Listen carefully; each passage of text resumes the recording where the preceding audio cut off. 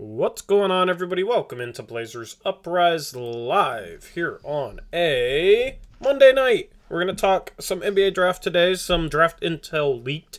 It's probably going to be a little shorter stream, and we'll just touch upon Shaedon Sharpe and some other things, some potential trade rumors, and that sort of thing. Anyway, what's going on, Eric? How's it going, man? Oh, pretty good. How about yourself? Got hit in the ISE.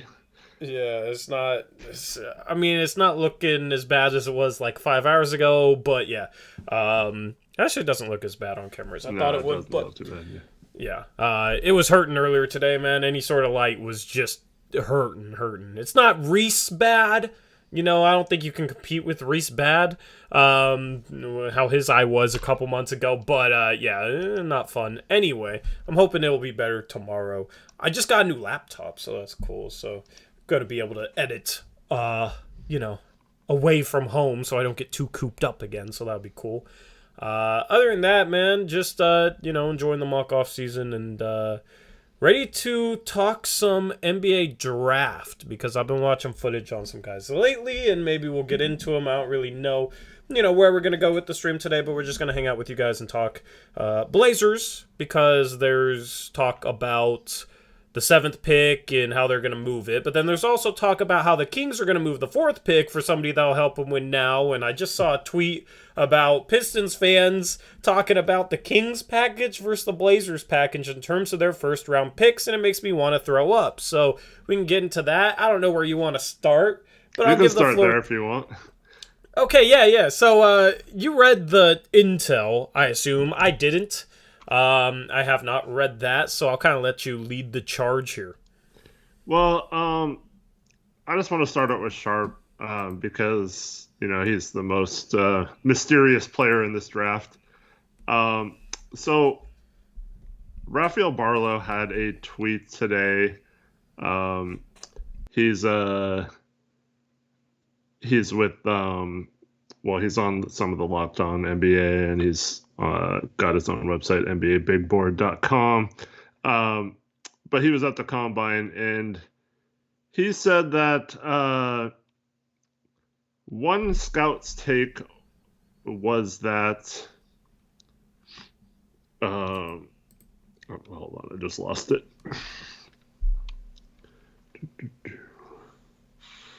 Want to get the exact quote. Yeah. Where did it go? I'm not... wait, hold on. He barely practiced at Kentucky, didn't want to play in games, and he didn't want to play at the Combine. Who's advising him? He can't hide forever. Does he want to play in Summer League? Question mark. They wanted him to play in Combine scrimmages? Is that what they're complaining about? I don't know if it was play actual in the games, but maybe. And then it says, note, the frustration from the scout was more at Sharpe's advisors, not Shaedon himself. And then another scout said, I wouldn't take him in the top 10. It's too small of a sample size. Someone's going to get burned. And then a third scout said, I'm not a big fan of pro days, but we have to watch and see guys like Sharpe. You can see he has all the tools, great body, he's athletic and can shoot it, but he hasn't played, and that scares me. Yeah, top 10 players in the draft don't usually play in scrimmages. That's just not something they do. Well, who is the best player playing in the scrimmages, would you say? This was like a theme on like all the articles that came out today, was that they were super disappointed in how little of the prospects that seemingly had a lot to gain by playing in the scrimmages didn't this year. So I guess... See, I don't think Sharpe had much to gain, though, because if he's out there... If he's out there playing against second-round picks and he's a projected top 10 pick, he's supposed to dominate. And if he dominates, it's like, okay, yeah, this is a guy projected to go top 10 playing against, Drew Timme and second-rounders. Again, I don't think that was directed at the scrimmages. It's just he didn't do anything at the Combine, really, other than measure. So I think that's what they were disappointed in. Yeah. When they say, when the quote says disappointed in him not playing, or what was it? It says that he didn't want to play, I guess. It's not necessarily that he didn't play, but yeah. That seems directed at the scrimmages to me. But we do know that he left he said he was going to do the drills and then just left. I don't know. Yeah, I mean that's kind of curious, but I don't know. Like I wouldn't, because then that quote compares it to him not wanting to play at Kentucky, and it's like, okay, he didn't do the vert jump testing. Who knows? Maybe he, tweaked something and we don't know. You know what I mean? Like, I don't know. It's combine testing. But when it's phrased like he didn't want to play, that's kind of slightly weird phrasing if it's not directed towards the scrimmages. I think here's the other thing. It's like, because that other scout, the third one, said the thing about the pro days. And so all we're seeing from his individual workouts, he's not working out against anyone else. He's not doing anything other than drills and stuff like that where he's dribbling and shooting himself. So I think like some of these people just want to see him play against a live person, and that's what's frustrating. It doesn't necessarily have to be in the drills, but I guess he's not going to like work out with anyone else either. Like he refuses to work out at the same time as another team, I mean, yeah, but like I'm going to compare him against the people in his draft range. He is the highest projected player to actually measure at the combine. AJ Griffin didn't measure. Keegan Murray didn't measure. The top four with Ivy, Banchero, Chet, Jabari Smith, they didn't measure either. So he's the highest player to measure. None of those guys did athleticism testing. So I don't know. It's hard to hold that against him, and then to sit there. It sounds like more their issue is just that he didn't play at Kentucky, not anything with the combine. Who knows why he didn't do it? Maybe somebody told him that he shouldn't do it, and he was just listening to his advisor. So I'm not going to be too worried about anything combine related with him. At least he did measure. If he didn't measure, maybe I'd be a little bit more worried, like I kind of am with AJ Griffin right now. But I'm not gonna read. Personally, my opinion, I'm not going to read too much into that. Like all their complaints about him not playing at Kentucky, this is something that, you're just kind of beating a dead horse at that point. Like, we all know he didn't play at Kentucky. You don't have a ton of high-level game film on him, and he's a mystery. Just like Anthony Simons didn't play in college either, and he was a mystery. Look how that's turned out. Did he play in the combine? Anthony Simons? Yeah. No, I don't think so. I don't remember. I don't think he did at all. Because that's the thing is most first round he was a projected first round pick. I remember his draft range was like 19 to 25. Around the time of the combine, if I recall correctly. So most guys, as I said before the combine, first round don't actually play in the scrimmages. And the highest drafted players from the scrimmages normally play their way into the first round through the scrimmages. So like a Jaylen Williams out of Santa Clara had a really good game at the scrimmage and measured really well. And I think there's a good chance that he ends up being a first round pick, but he wasn't projected as a first round pick going in. Same thing with Kyle Kuzma, who was projected borderline undrafted before the combine and then played really well in the scrimmages and got up to 27. So back in 2017. So I don't know. I'm not going to read too much into it. Like, yeah, he's a mystery. Who knows? Maybe if he played, he could have dominated and been the number one pick. Like, at some point, a team is going to say the reward is worth the risk, and they're going to draft him. Who knows when that is? But, I just thought that quote was kind of weird. Well, this kind of goes along with it, but so John Hollander had his draft intel article on The Athletic today, and who knows how believable he is, but the overwhelming consensus among decision makers and evaluators who spoke with The Athletic was essentially, what did we actually learn here from watching Sharpe at the combine? It was like kind of pointless, I guess. Yeah.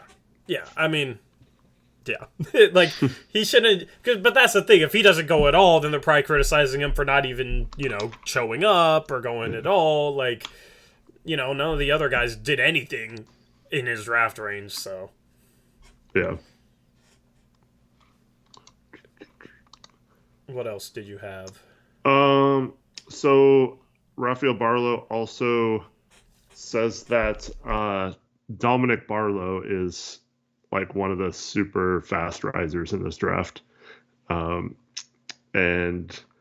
one scout said he's a physical specimen, has huge upside, very mature, needs a full season in the G League probably, but he can be like a Tobias or Siakam, could be a first rounder, especially with a team with multiple picks. That's a guy I haven't. Have you watched him at all? No, I still need to watch Neither have I. him. Like, because I don't know, everyone focused on his teammate Montero with that Yeah. team, the overtime elite. He measured 6'9" without shoes, 9 foot standing reach, 7'3" wingspan. So he's a 4. Mm-hmm. From I think I don't he know can if shoot this. threes, right? I think so, and I think he's pretty athletic. From what I don't know if that's right. I'm just trying to remember anything I've read about him because he played for overtime elite, which is the same thing that Montero did. So I don't know. Like this is the type of thing. This is the type of guy who stood a lot to gain from the combine because he played for overtime elite, who nobody watched. You know what I mean? The competition level was very, very bad. It was almost like, Shaedon Sharpe playing high school film. That's basically what you had on Barlow and what you had on Montero. Now, Montero had a solid showing at the Hoop Summit, which could possibly help his case. And then Barlow looked solid in the draft combine scrimmages. So those are two guys that were projected second round that could rise. But was there anything more on Barlow? No, not really on Barlow. Just name to watch out for. Yeah. And then the other big winner from the combine was, we talked about this a little bit in the last stream, but Jaylen Williams from Santa Clara definitely improved his stock. He's looking like a for sure first-round pick at this point. I mean, he has small forward size, and I'm going to drop a video later tonight once I edit it I just run through the list A to Z and talk about who impressed me and who didn't in terms of measurements for the most part. But the last guy I talk about, because he's at the bottom, is Jaylen Williams. There's 2 Jaylen Williams in this draft class, by the way. There's one from Arkansas, who's a big man, and then there's one who's a wing from Santa Clara. And the one from Arkansas is Jaylin, and then the one from Santa Clara is Jalen, more common spelling. But Jaylen Williams measured 6'4.5" without shoes, but has a 7'2" wingspan and an 8'9.5" standing reach, which means he is not undersized for a 3 at all. And when you look at his game at the 3, it's more impressive. He can handle the ball.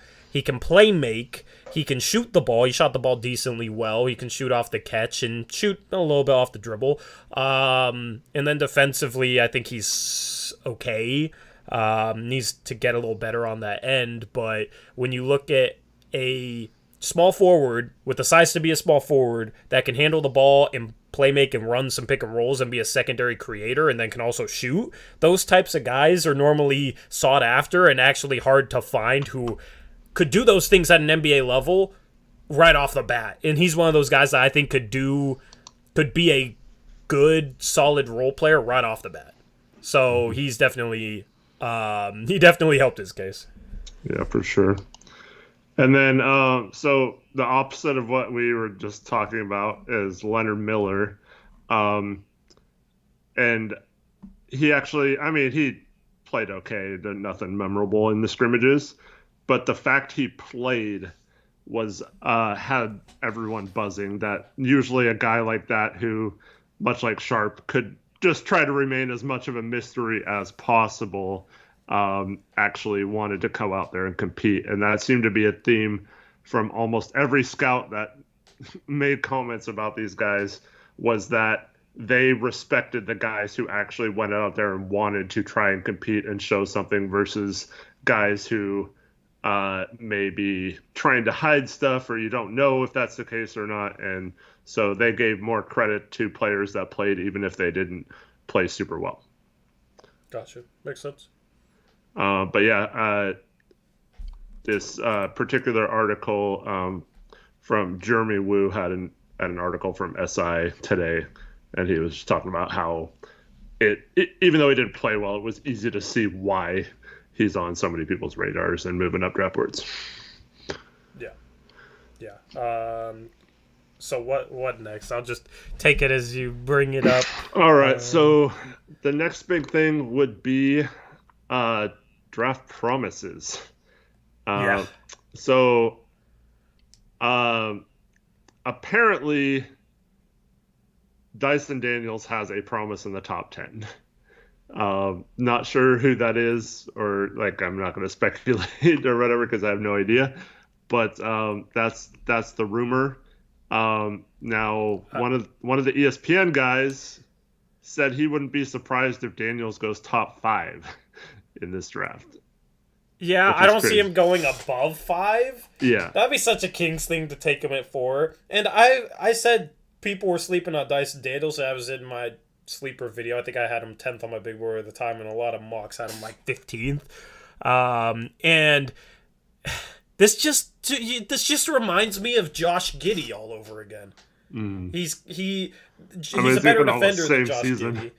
Yeah, he's a better defender than Josh Giddey. They're both from Australia. Big playmakers. Josh Giddey is a better passer. Dyson Daniels is a better defender. But if you remember, Josh Giddey was projected mid first until this time last year, and then all of a sudden he jumps up and he ends up getting drafted 6th overall. And I had that feeling about Dyson Daniels a while ago that he could be one of these guys that rises simply because when you find a guy with the measurements that he has, and I'll bring him up right now. He measured 6'6" without shoes, 8'9" standing reach, 6'10" wingspan. So he has small forward size, and honestly, you could maybe play him at some small ball 4 with those measurements. But then also he's a playmaker, so you could maybe play. He might end up being a good enough creator to be able to play him as the primary creator, maybe with bench lineups, maybe with starting lineups.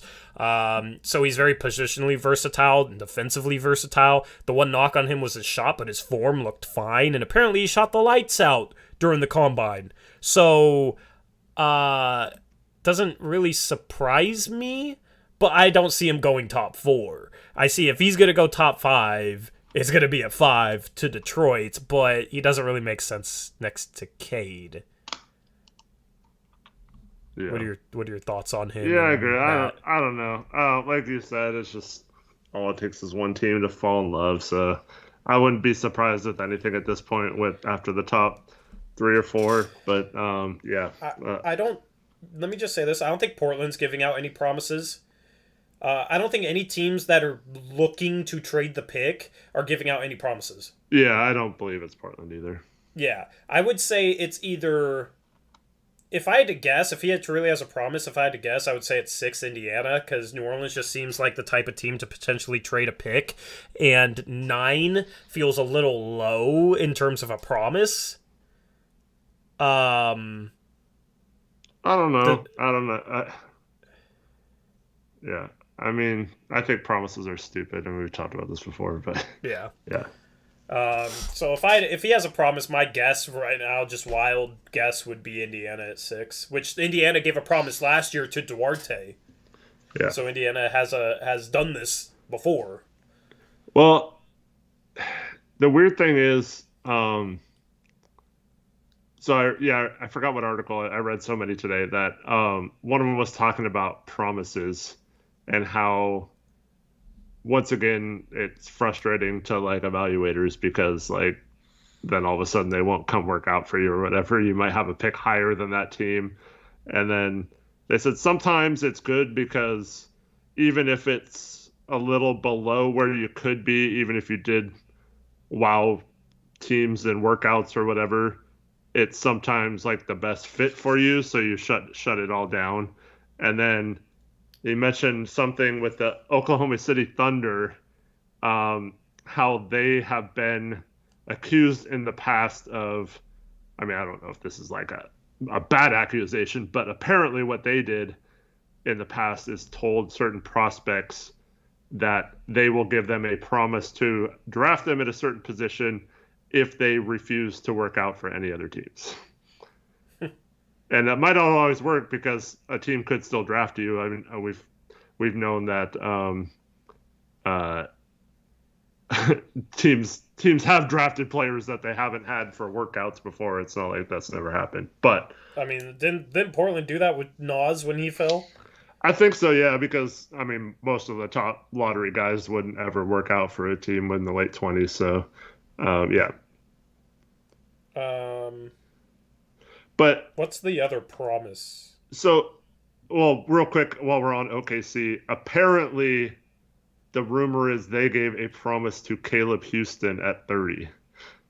Who? Caleb Houstan from Michigan. No, I mean, like, what team was that 30 OKC. again? OKC.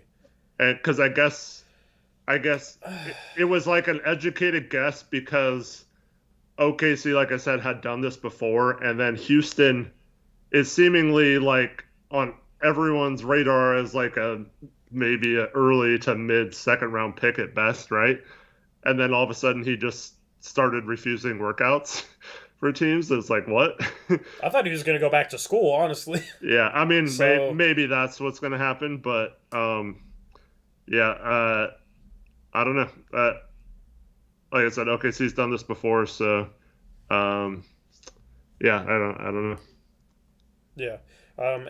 At 30, Aeromancer. Yeah, OKC doesn't have 3. Yeah, 30, or they don't have 3. Yeah, so yeah, they picked 30, and that was because OKC's also done this before. I forgot the guy's name, but they had a first round pick, like a late first round pick that they didn't sign the first year, and they made him play in the G League the whole year and kept his rights to him. God, what's that guy's name?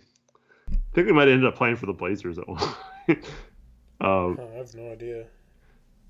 He's like a shooter, I think. Maybe someone in chat can help me. But I think I know okay, what you're talking about, but I forget. OKC's notorious for this stuff. I was Didn't he play for a Big Ten school? something like that. Yeah, might have been Michigan too. I don't know. No, I think it was a red school. I don't really remember who, though. But I anyways, went to Wisconsin. I don't remember. Go ahead. I was talking to Zach about this because we were trying to figure out like rookie salaries and stuff, and you know how it can be 80% to 120% of the salary. Yeah. But the hold on rookies is 120% because in like 99.9% of the cases they always sign for the 120%.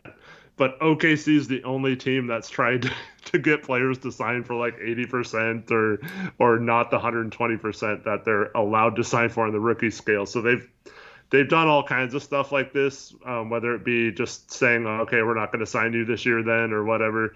And that would really, in my opinion, I don't see why just being picked 30th, yeah, it's a first round pick and you get a 4-year contract maybe. But if they're going to sit you out a year, like why would you not just go back to school and improve your draft stock and then be a late first round pick next year? Yeah. That sounds familiar, Alex. I don't think it was Josh Houstan didn't play for the Blazers, did he? He might have been on like summer league or something. I don't know if he was actually on the roster, but yeah, it was HUES. Yeah, not. I was thinking of who's that shooter that we had? Oh, Diebler. Yeah. Diebler, yeah. That's who I was thinking of. Because that sounded about right. Didn't Diebler play for Wisconsin? Yeah. No, Ohio State, I think.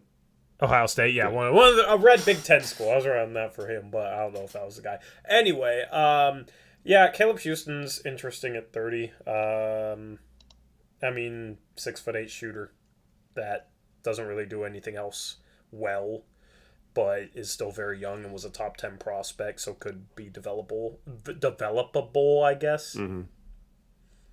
But yeah. And then, so back to the other top 10 promise, apparently, is Jeremy Sohan. Jeremy Sohan isn't worth a top 10 promise. I'm just going to say that now. I like Sohan, but I think people are getting a little too overhyped with him. And it sounds like, in my opinion, some teams are getting a little overhyped with him. Well, what's the difference between him and Daniels? I think Daniels has better ball skills, better playmaker. But, I mean... And has a better shot. I trust his shot more. He didn't shoot well in the G League, but shooting form-wise and shooting-wise, I trust Daniels to be a better shooter. Yeah. So, that's the difference, in my opinion. I mean, you also thought Desmond Bane would suck shooting. Yeah, that I'm was... just kidding. I mean, he shot well in college. I just didn't think his form would translate because Desmond Bane shoots weird. He throws the ball, man. He throws the ball. If you look at his set point and his follow-through, it's just all forward motion. So I thought, okay, NBA three-point line, he's not going to have touch. I'm not That's not a mistake I'm gonna make again in terms of thinking a shot doesn't translate to the 3-point arc. If you can shoot, you can shoot. All right, that's. I'm not even gonna worry about that because I thought I was big brain with that, and obviously I wasn't. So, but there has been other guys who have shot the ball better than they did in college or previous stops that I thought would shoot the ball better. And I mean, it's just kind of a crapshoot, but I think Daniel's shooting form is better. Yeah, it's tough because I mean the college line's closer, so you'd think, oh, it's easier, right? But well, one thing that happens when it's closer is the defense is also closer to close out on you, and there's not as much spacing. Plus, you can play true zone in college where you don't have to get out of the lane or anything like that. So you can do different things on defense that you can't do in the NBA. So and then some guys, I'm kind of like this too. I don't know how you are, Tori, but I kind of like the NBA range 3-pointer better than the college range just because it's more of like a natural shot versus when I'm a little closer, it's more like touch, if that makes sense. Yeah. So like sometimes the NBA 3-point range is right at the perfect spot for where you're just normal follow through without having to push it hard or take a little off of it or whatever. That's always a good, it doesn't seem like a lot, but that extra little distance really helps some people. And I think if I had to put money on it, I would say someone like Johnny Davis in my mind. You're saying that Daniels, I would put my money on Johnny Davis being a much better shooter. Well, he shot a lot of very difficult shots. His catch and shoot numbers are fine, so I don't disagree with that either. If we're talking Johnny Davis versus Daniels, I would trust probably Johnny Davis a little bit more simply because he did shoot a better percentage. Now, Daniels was playing G League, so he was shooting NBA threes compared to college. But, Johnny Davis took some very tough shots. Yeah. The question with Johnny Davis offensively, I don't think is going to be, okay, can he knock down threes? Because catch and shoot, he was fine. It's going to be, okay, how does he fit within a team system where he's not the guy? And I don't think he's going to have much trouble fitting in because he had to do a lot for Wisconsin last year. And even if he struggles to fit in offensively, he's still a good enough defensive player and his measurables are good. I think he'll be able to guard 1 through 3. That he will, provide enough value on that end of the floor to be somebody that's valuable to a team. It's just how does he fit in not being the guy? That's kind of the question mark for him. But I trust his shot. I mean, so the thing I don't like with Sohan's shot, his shooting wrist. He doesn't follow through all the way with his shooting hand. And that kind of he kind of stops short. He kind of flicks it, and that's really hard to replicate. And when you look at his free throw percentage, Daniels shot 73%. Sohan shot 58%. So that's why I trust Daniel's shot a little bit more than Sohan. Sohan's a forward, though, has the size to play the 4, provides, is going to be a good defender. I don't think there's any doubt about that, and provides some ball skills. So he should definitely probably be a lottery pick. I just think putting him up I've seen some people discuss taking him at 7 for Portland, and that's a little too high for me. Yeah, the only thing I'll say to that is, I mean, can you give an example of a big man that shot the 3 really well in his freshman year?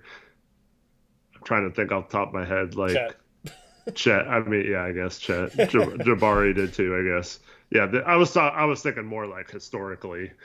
So we're kind of spoiled, I guess, by some of these prospects coming in now that are more ready. But traditionally, for a 3-point shot is something you kind of develop over time. Yeah. So I don't know if that's same with free throws. Is it Mark Williams that has the crazy jump in free throw percentage his first few years in college? I think that was Koloko. Or Koloko, yeah, that's right. Koloko, yeah. Koloko went from 35% his freshman year to 70-something% this year. Yeah, and I mean, I'm expecting Sohan to improve. Yeah. trust Daniels more because I see more right now in terms of him as a shooter. I think his form is more repeatable. I think his form is better. He shoots better from the free throw line. And apparently, so I don't know if this was a part of any article, but apparently Sohan didn't shoot the ball too well at the combine. Yeah, that was what David Aldridge said. His shooting drills, he kind of struggled. Yeah, meanwhile, Jason Daniels Mm-hmm. apparently shot the lights out, so. Yeah, but also you also have to keep this in mind, and this is the other thing when it comes to shooting percentages in college.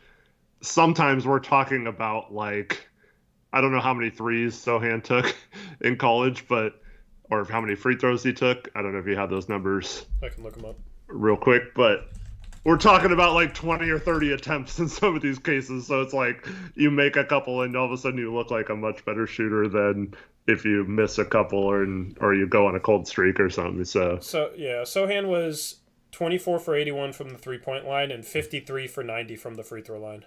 Yeah. It's less than 100 in each. Well, it's a little better than I thought, or a little more sample size than I thought, but still, I mean, you get hot in the game and it kind of changes things. I mean, yeah, that's where you have to start like parsing together. Okay, is he barely missing shots, or is he missing all over the place? And then you start looking at the at the form, and is the form consistent, or does he have any issues with his form? That's where you start having to parse that out. I'm not gonna knock a guy for his form that already shoots the lights out of the ball like a Desmond Bane again. I'm just I'm not gonna make that mistake again. But in terms of guys that struggle, I think that's when you start to look at okay, why are their shots inconsistent? And that's the thing is he has a very obvious thing to fix with his form. Mm-hmm. So if he fixes that, it's going to take him some time to get used to the feel of that because, how much you extend your wrist through is going to change the feel and the touch on your shot. But, he definitely has upside. I'm not saying he can't become a good shooter or anything like that. I mean, Myers Leonard became a 40% sniper. If you saw the way he shot coming into the draft, you never would have thought that. So I'm not going to say he can't. I'm just, at this point, if I had to put stock in Daniels or Sohan, I would put it in Daniels in terms of a shooter. So.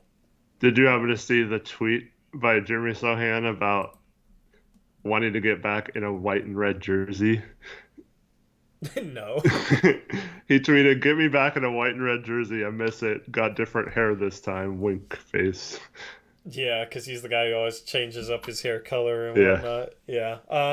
I mean, God, if we give him a promise at 7, I'm upset with that.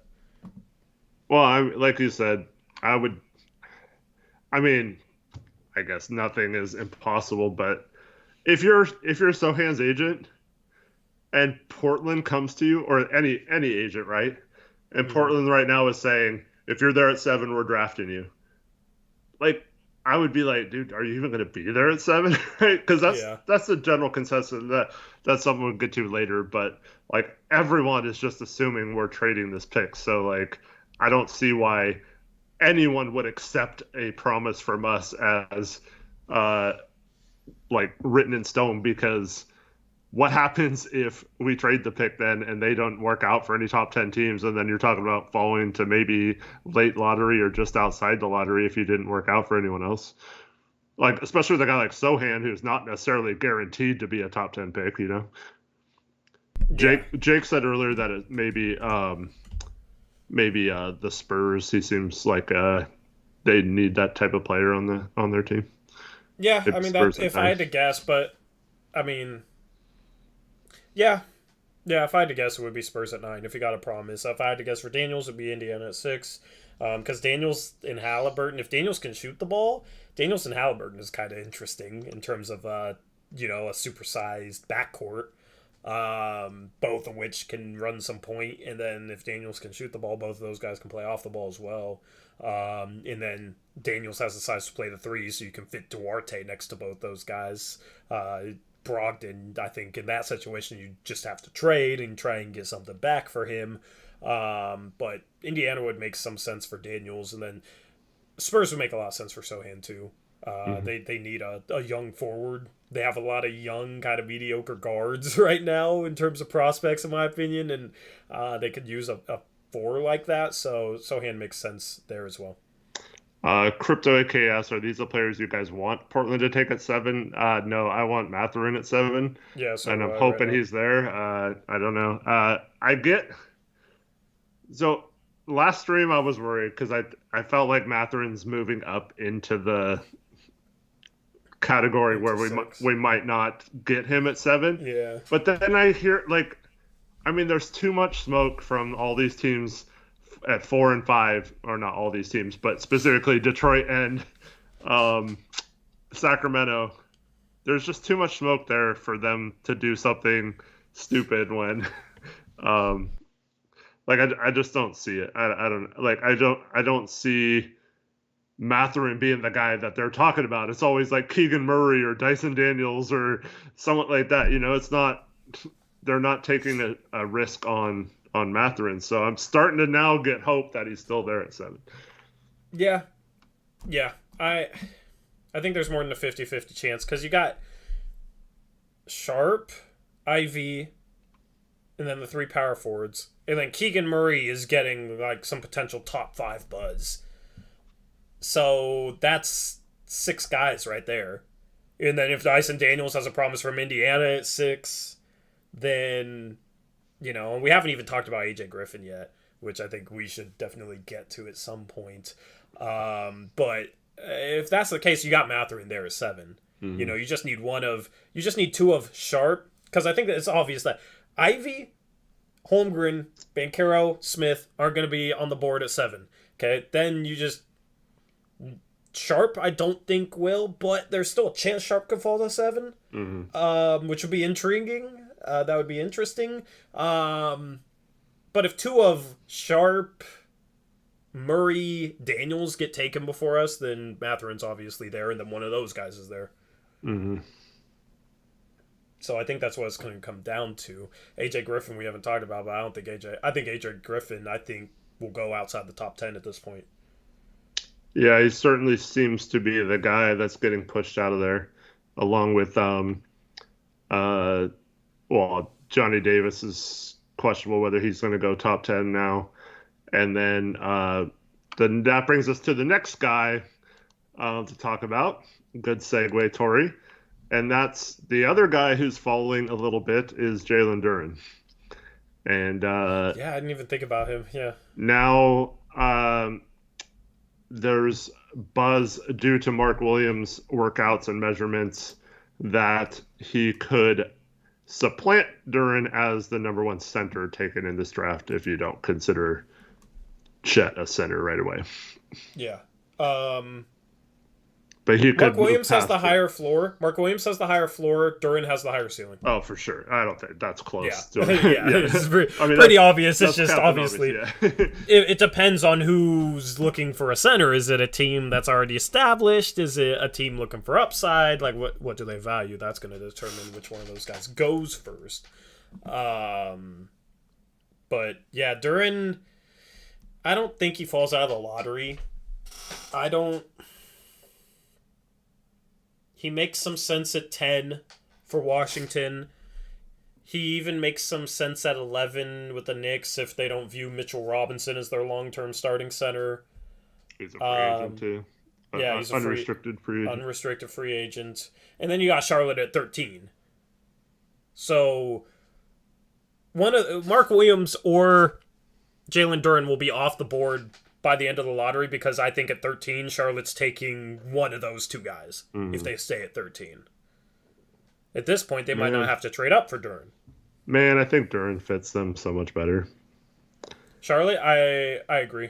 Because they're more athletic up-tempo team. But although LaMelo is good throwing lobs, so, I mean, Mark Williams, that's one of his strengths, so I could see both ways. But I don't think they could go wrong with either one of those guys. And then you just take a forward at 15 that can play some defense because there's multiple of them. Or you could even go with a Branham at 15 because LaMelo has some size. Like Charlotte's set up perfectly with 13 and 15 right now. Mm-hmm. Yeah, I mean, because if I'm Charlotte, I'm taking, let's say Duren and Williams are both on the board at 13. Yeah. I'm taking whoever's the other best prospect on my board, and then taking whichever center's left, or if Yeah. 14 doesn't take a set, if Cavs don't take a center at 14, then you still have the pick at both of them, which I don't know if the Cavs would take that. So I don't think they yeah, would take a center. So so they'd still have the choice at 15 and get a better prospect ahead of the Cavs, I think. So that's what I would do. And yeah, I'm going to have that problem in our mock-off season because I have 9 and 11, so I might. There's like several guards that I like, and I'm fine with any of them. So I don't know if I'm going to want to take one of them at 9 and then get someone else at a different position that I really wanted. So I might take the person even if he's like a couple spots later on my draft board at 9 versus 11. yeah. Or if you're Charlotte, you trade up to 2. I'm Charlotte in our mock-off season. I have successfully traded up to 2, and Gordon Hayward is a Portland Trailblazer. Congratulations. But I mean, Chet would be perfect for Charlotte, honestly. But they just need better defenders. Mm-hmm. They need better defenders. They need to hire a coach that knows how to coach defense, and they need better defenders. Because I could see them being like this year's Dallas Mavericks. They don't have a Luka, but LaMelo, if he takes another step, and if they can surround him and whatever their core is, Miles Bridges, with good defensive players, and they can be a top half defensive team, then I see them being a playoff team. Mm-hmm. Who do you knock out? The East actually has some depth now. Who knows who gets knocked out? But that's always been Charlotte's problem. They've been a borderline playoff team, but they can't defend at all. So that's been my strategy in having them in our mock-off season is try and stay young and get better defensively and maintain flexibility to make potential moves if I can get them. Because that's the thing with Charlotte. So that starts with Mark Williams can protect the rim, Jalen Duren can protect the rim, and then you have another, the other pick, you have a good defensive forward. So Charlotte's kind of set up here. Mm-hmm. Anyway, for what sure. Next? Well, real quick, JPS, could Portland get Portis? No. So Portis is going to opt out of his contract. Bucks have early bird rights, which are slightly more than the mid-level exception. So he's not going to leave Milwaukee for, a mid-level exception anywhere else. I don't think. I think he's probably close to supplanting Brook as the starting center there as Brook gets older, might come off the bench next year. And, I don't see any chance of Portis happening. Yeah. Anyway, what was next?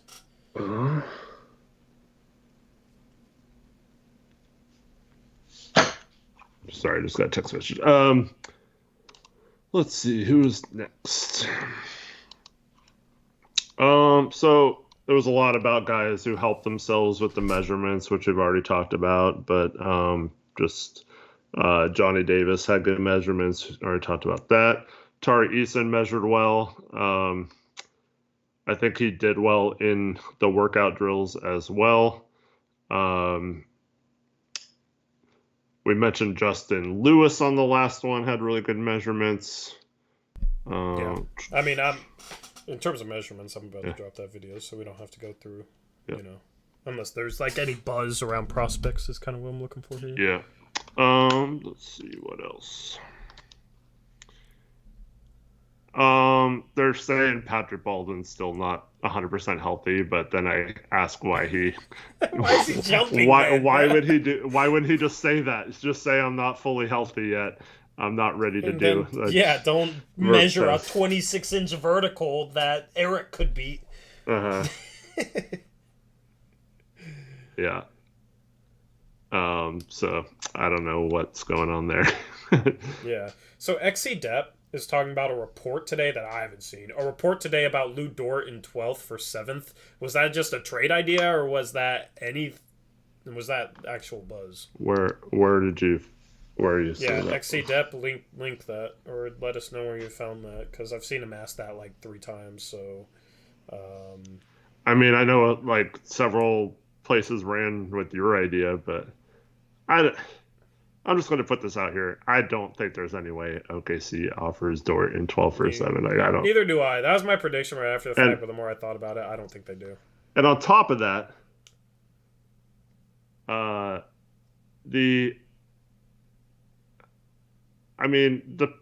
I like Dort a lot. I think he would fit well if he had a role on this team. But Yeah, where is he getting minutes? I don't understand. He's I six agree. two, Hmm. like 6'2" and a quarter or something like that. He's undersized. I know he's tough and he plays bigger than he is, but so does Hart. So we already have one of those guys on our team. Like if Ant breaks out and you've got a healthy Dame, even if you cut their minutes to like 32 minutes a game and you only played Hart like 30 minutes a game, that still doesn't leave any minutes really Yeah. for Dort. I mean, you could play Smart a little bit at small forward, but that's still, I mean, it doesn't make sense to me. I don't know. I mean, I think this offseason is going to come down to, is Cronin going to do exactly what Dame wants, or is he going to have a little bit of say himself? Mm-hmm. Because I think it's safe to say this now that Dame liked the tweet about Dort going to the Blazers or whatever, but Dame likes Dort. I heard that a while ago. So, I mean, if Dame likes Dort and likes Grant, and 7 moving down to 12 and Dort is on the table, and then 12 for Grant is on the table, then if Cronin is just doing exactly what Dame wants, and both those trades are on the table, then that's what would happen. Yeah. Yeah. I And then mean, I don't like, yeah, you're sitting with Dort in Nas as your threes, and then Grant and like a free agent as your fours. so I you're mean, playing Dort can Dort at defend on the 6'2" at the ball. three? Yeah, that's if that's what they do, that's you'd have to play Dort at the three. You don't have enough minutes at the guard spots. That's why anybody that's like, let's go out and get a guard who's like a established guard that would want to roll. I just no, we don't. We got Dame's gonna play 35 minutes a game. Ant should play 32, 33 at least. That leaves like 28, 29 minutes per game for Hart, which that's what he should be playing at minimum too. That's all the minutes at both guard positions. You just stagger Dame and Ant so that Ant's the backup point guard when Dame's out of the game. And that, since Ant's playing some of his minutes at point guard, he's playing less of his minutes at the shooting guard spot, which opens up more for Hart. So you just have that 3 guard rotation. So adding a guard, like, especially I've seen people want to add point guards, it just doesn't make sense. You got Brandon Williams for some depth if you're comfortable with him in case, Ant or Dame gets hurt. If you're comfortable with him playing some spot minutes, then okay, there you go. And if not, then maybe you go out and sign a guy who wouldn't have a spot in the rotation if everybody was healthy. But I see people out here suggesting that we go get like guys that would definitely want 20 minutes a game or deserve 20 minutes a game with our MLE, and it baffles me. I've seen people suggest that we go out and get Gary Payton the second. It's like, whose minutes Or are you taking? Oladipo. Or are you playing? It's either whose minutes are you taking, or how many minutes are you going to clear up by playing Josh Hart at the three? And people like I know Josh Hart can defend the three, but I mean it's funny that people that criticized our lack of size want to get a point guard and you don't have the minutes, and unless you play Hart more at the three. Mm-hmm. Well, I mean, I guess we could trade Hart elsewhere, but does that I really wouldn't solve want any to. of our problems? I don't know. Because I would Dort rather isn't have really a Hart than ball Dort. handler. Hart's a better secondary ball handler, so I would rather have Hart than Dort. yeah, I agree Dort's with that. better defensively, but Hart's good enough defensively and better offensively, or better playing off of guys. Like he's a better playmaker. He's cuts well. Like he's somebody that does the little things. And then you saw how he played last year. I know he was playing with a tanking team and had a lot of chances, but the dude looked like I didn't know Josh Hart could score the ball like that. And I was a guy who wanted Josh Hart before the trade deadline. I didn't know he could score the ball like that. So, I mean, I'm all in on Hart being our third guard. I think he's the perfect fit. You got to solve the forward positions. All these people want to do all this to go and get Ayton. They want to get rid of Hart and get rid of Nurk and somehow trade the 7th pick, even though you have to wait until free agency, which is after the draft, to do a sign and trade. They want to do all this and not solve either of our forward positions. We just need to solve our forward positions and do as best of a job possible by giving up the least amount of assets as possible. So, do you want Dort playing the three? I probably don't. Let me just clarify because a lot of people are bringing up his measurements and all this stuff, and he played small forward in OKC. This is, I mean, Tori and I, if you've watched this channel, have said that it's about how you play defense, not necessarily your size. So we're not coming from that angle like, oh, we can't have a small player playing small forward or whatever. But what I am saying is I don't want minutes taken away from Dame and Ant.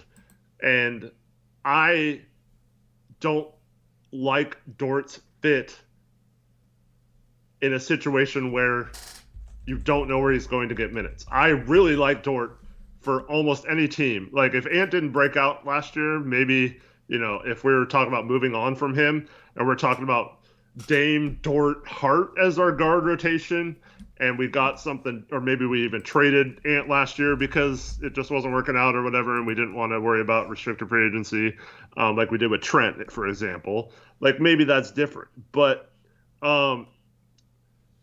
in a situation where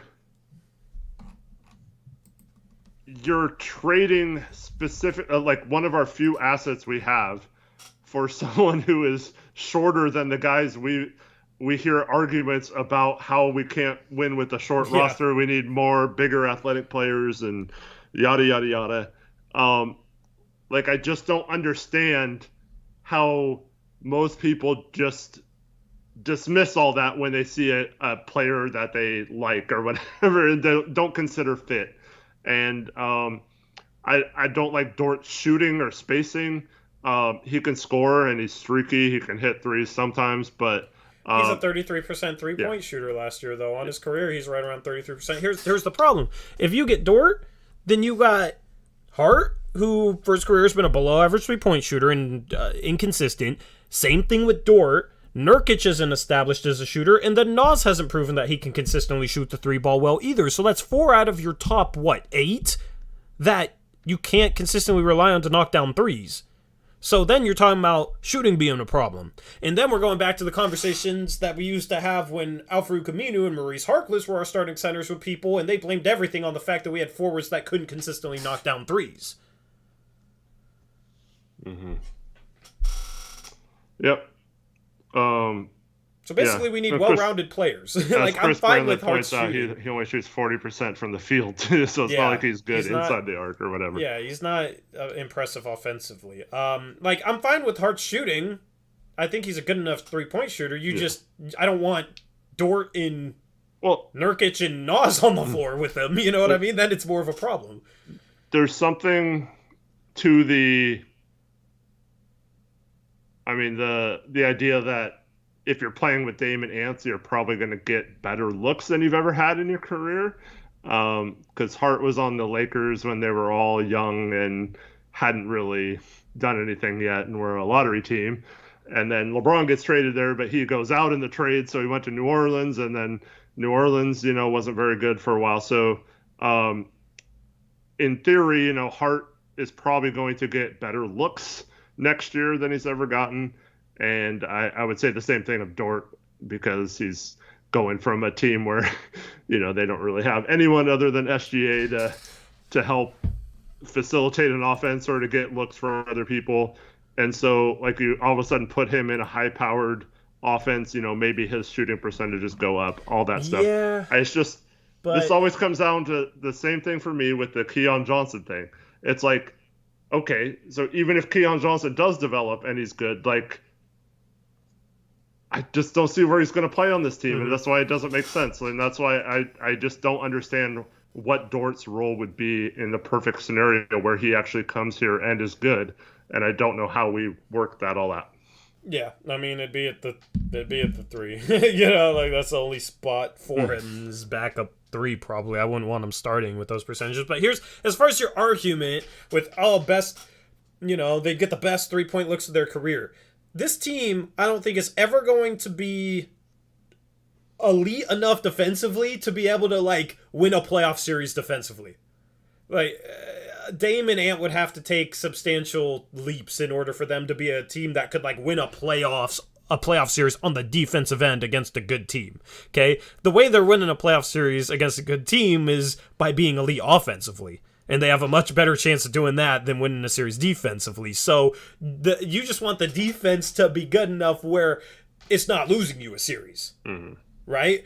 And then you want to be offensively, and you want to be good enough offensively and consistent enough offensively where you can win a series by outscoring another team, and not screwing off defensively where you're giving up 147 to the Denver Nuggets despite Dame having 55 points in Game 5.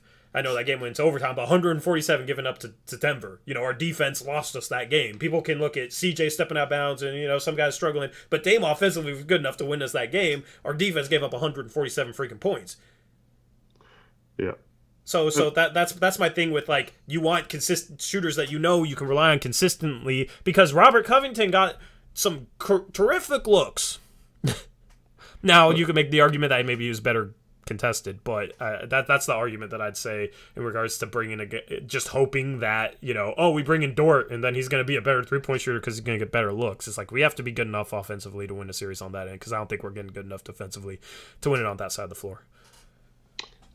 How many good teams, I mean, just take the 4 teams that are left, how many teams, like, their best defender is like the smallest player on their team?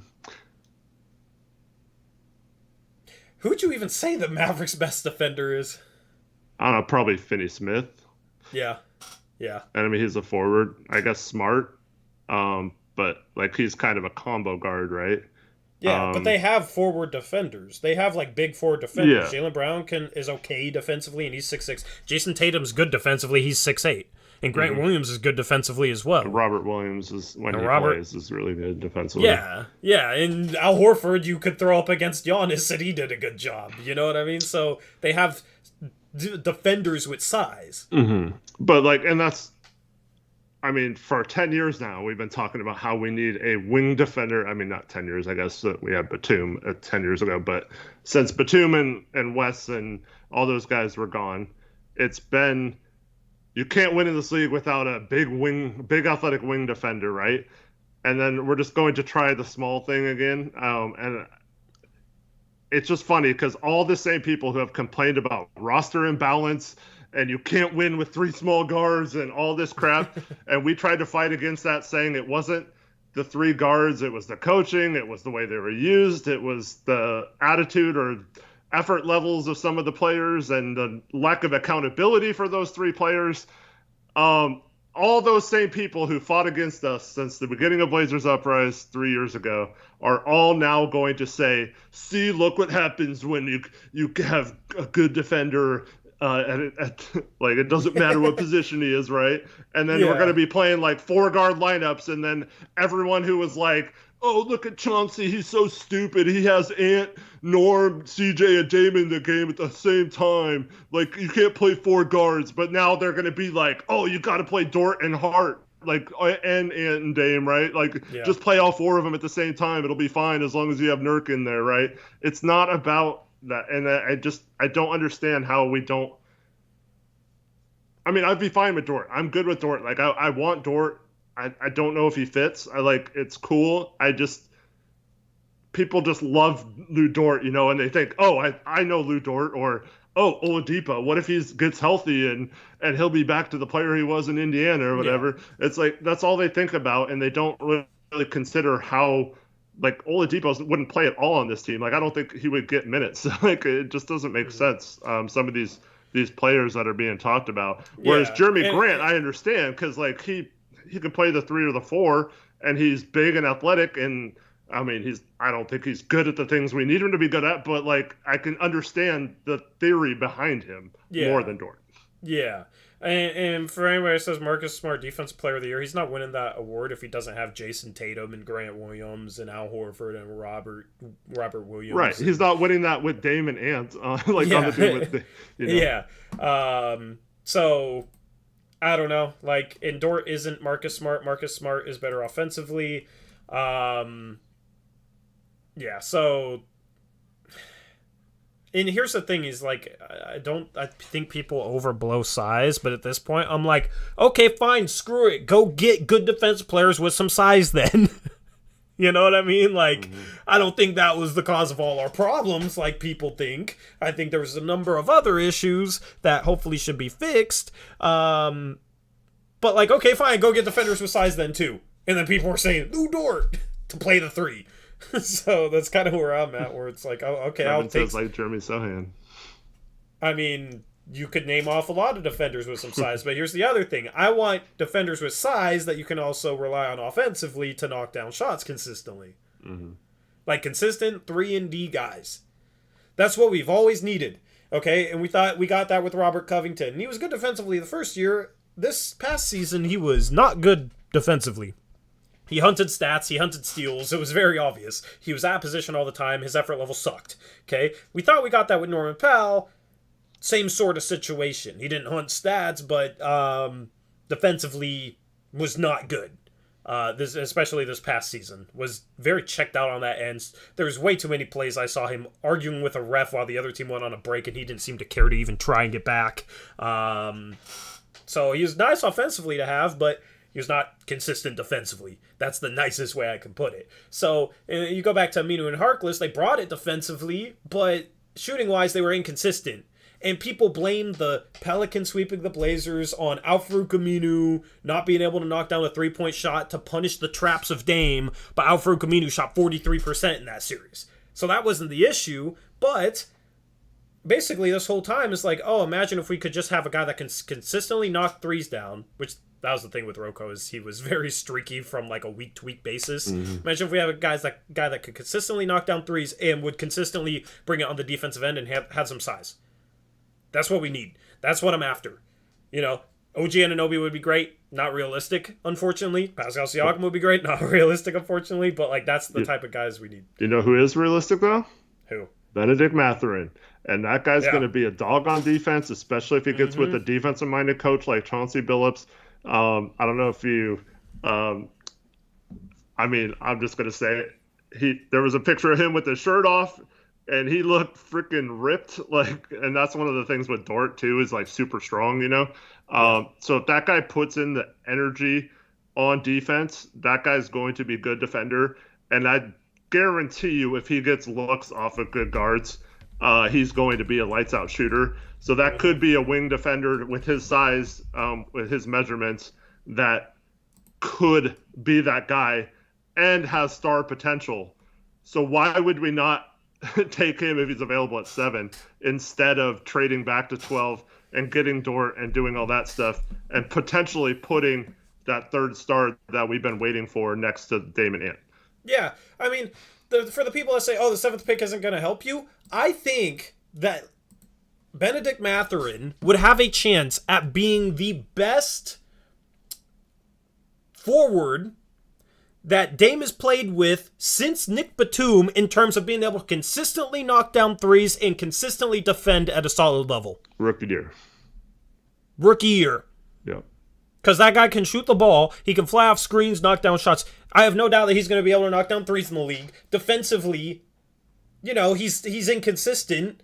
But he was like the number 1 guy on the team last year. That's the thing. If you bring in guys that were number 1 on the team last year, I give them more of a benefit of the doubt defensively as long as they just show that they're capable on that end and show the flashes that we need to see. And he's done that. You know, if it's a guy that was the 3rd option on their team, which means they have no excuse for not having a ton of energy defensively and they were inconsistent, then I hold that against them more. Whereas if it's a Johnny Davis who is just doing everything offensively for Wisconsin, or if it's a Benedict Matheran where they move the ball more, but this guy's like flying all around, cutting, flying off of pin downs, off curls, that sort of thing, and handling the ball as well, pretty consistently, then probably going to have less energy on the defensive end. If he's next to Damon Ant and he's just being fed open catch and shoot threes and he has more energy for defense and the measurements back him up, I don't think he's going to be a below average defender his rookie year. I think he's going to be at least an average defender who can consistently knock down threes. I think he has the chance to be an above average defender who can consistently knock down threes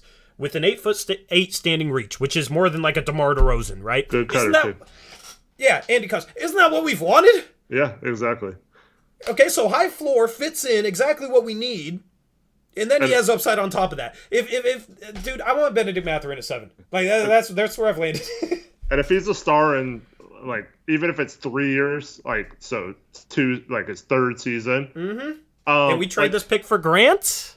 I mean, it'll be the Rocco trade all over again. Yeah, but I mean, I think this would be better than Sadiq Bey, and I love Sadiq Bey. But I I just don't see how Dame's still, I mean, even if Dame's starting to decline a little bit at that age, if you have Ant propping Dame up because he's coming on and being, even like 75% of what Dame was in his prime, which I think is realistic.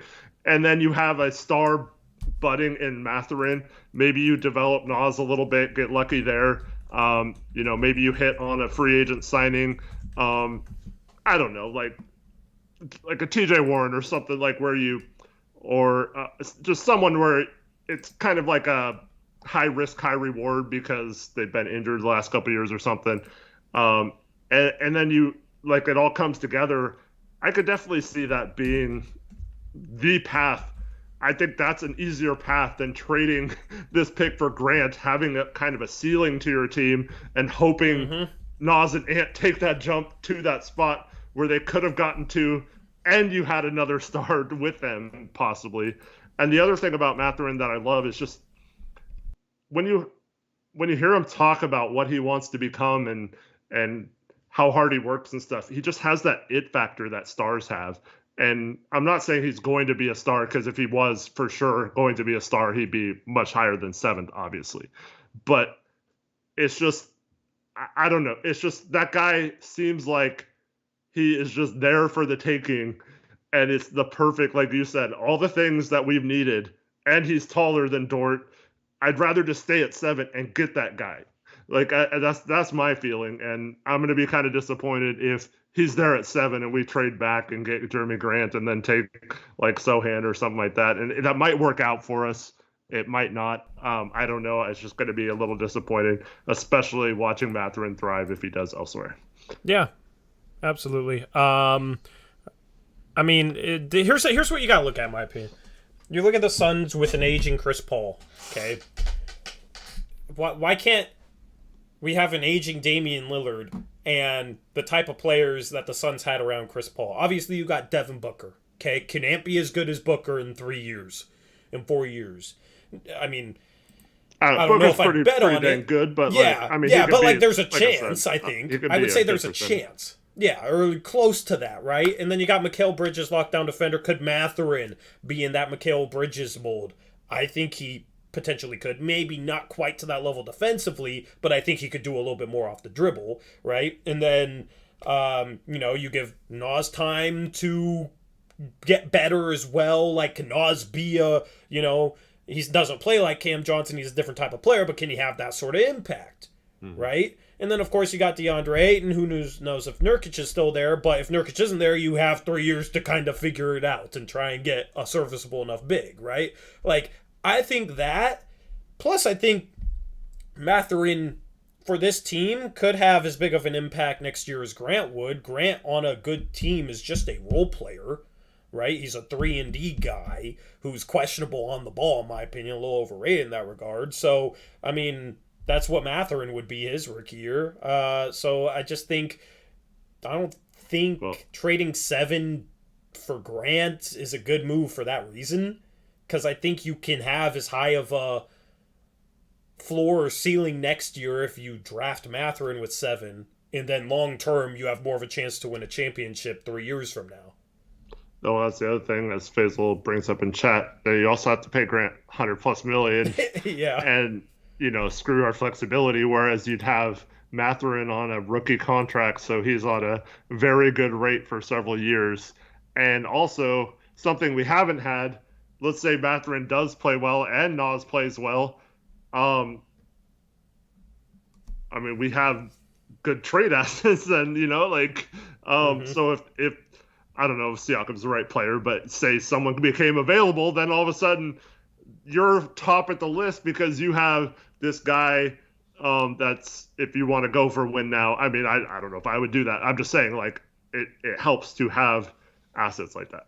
Yeah, it's just crazy to me that fans of a team with Damian Lillard on it are sitting here saying that a pick at this point in the draft cannot have a big impact his rookie year. Yeah. What did Dame do when he was the 6th pick in the draft? Yes, I know it's 7th, so it's one spot lower. But what did Dame do as the 6th pick in the draft his rookie year? Averaged 19 points per game. Consensus Rookie of the Year. Now, Dame's freaking special, but to rule out somebody at 7 potentially being able to have even a decent impact on a team is crazy to me. Absolutely crazy to me. Because we saw last year with rookies that helped teams as well. Even taking lower, Herb Jones would be terrific on this team. Rookie Herb Jones would be terrific on this team. That's the type of player we need. I mean, he's inconsistent shooting the 3 ball, but you're talking about a guy that you used a second round pick on last year. Like, he was drafted with the 35th pick. We have the 36th pick this year. If we can get somebody like that with the 36th pick, then I'm sure we could get somebody that could help us with the 7th pick. Mm-hmm. Well, I mean, this isn't a perfect example, but who had the pick after us in 2012? After Damian Lillard. Wasn't it Macklemore? No, that's the wrong draft. Oh. Do you remember? Oh, it was Harrison Barnes. Harrison Barnes, Golden State, right? Yeah. He plays on that team 25 minutes a game his rookie year. Starts, I think. Did he start right away? Maybe he didn't start till his second year. Nope, started all 81 games he played right away, right? Mm-hmm. So, would anyone say, like, Harrison Barnes was, like, great on that team or anything? No. But he played... Like, this is a team that just a couple years later wins a championship and then wins 73 games and is one of the best teams of all time for a stretch, right? And they drafted a guy at 7 who didn't even turn out to be that good. And he still helped them win championships and started for years on that team until they decided to clear their books for Durant. But that's another story. But, like, so even if we got, like, a Harrison Barnes level player, it was just, like, a role player in the NBA, like, it's still, like, would help us next year. Like, I don't understand people who are saying, like, oh, Dame's leaving for sure if we don't trade the pick because no pick can help us or whatever. Like, it's crazy to me. Yep. Agreed. Anyway. Any other draft buzz to talk about? Not really. We pretty much mentioned everything that I was going to bring up, so... I'll be ready to do another mock draft on Thursday if we have nothing to talk about, because my opinions on some prospects have changed. I know more about prospects in this draft. This is ending up being a really deep draft in terms of high floor guys, in my opinion. If you're looking for, like, high upside guys, I don't think this is a deep draft in that. But in terms of high floor guys that should end up being NBA role players, this is a deep draft. Is how I'd put that. So, people just toss, oh, it's a deep draft or it's not, but it depends on what you're looking for. So, there's some guys, and I hope we keep 36. Because I think we could end up getting a really good player there at 36. Yeah, for sure. Somebody that could help us out right away, even. I have a feeling, so if we don't trade 7, if we stay at 7 and still do the Grant trade, I feel like we're going to include 36, and then the feeling was Detroit wanted 2 firsts for him, right? Yeah. So you give him the Milwaukee pick, which is an actual first. I mean, it's debatable how valuable it is, but it's a first, right? And then you give him 36 in Keon, and between those two, you could convince them maybe that it's an early second, so it's close to being a first, and then Keon puts it over into being a first because, he was just drafted last year in the first round. Like, we heard in our trade with him that, oh, he's got first round value, which he doesn't. But so the hope would be that you could get some sort of deal around that done. So I guess if we stay at 7 and trade 36 as part of the trade package, I wouldn't be that upset.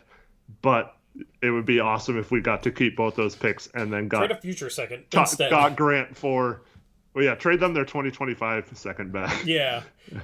In case they still suck, that's really good. Or you guys are better, so then you're in a good position. So, because I'm looking at just Tankathon, which Tankathon isn't necessarily the best mock draft, but at 36, Christian Coloco. At 37, Jaylen Williams.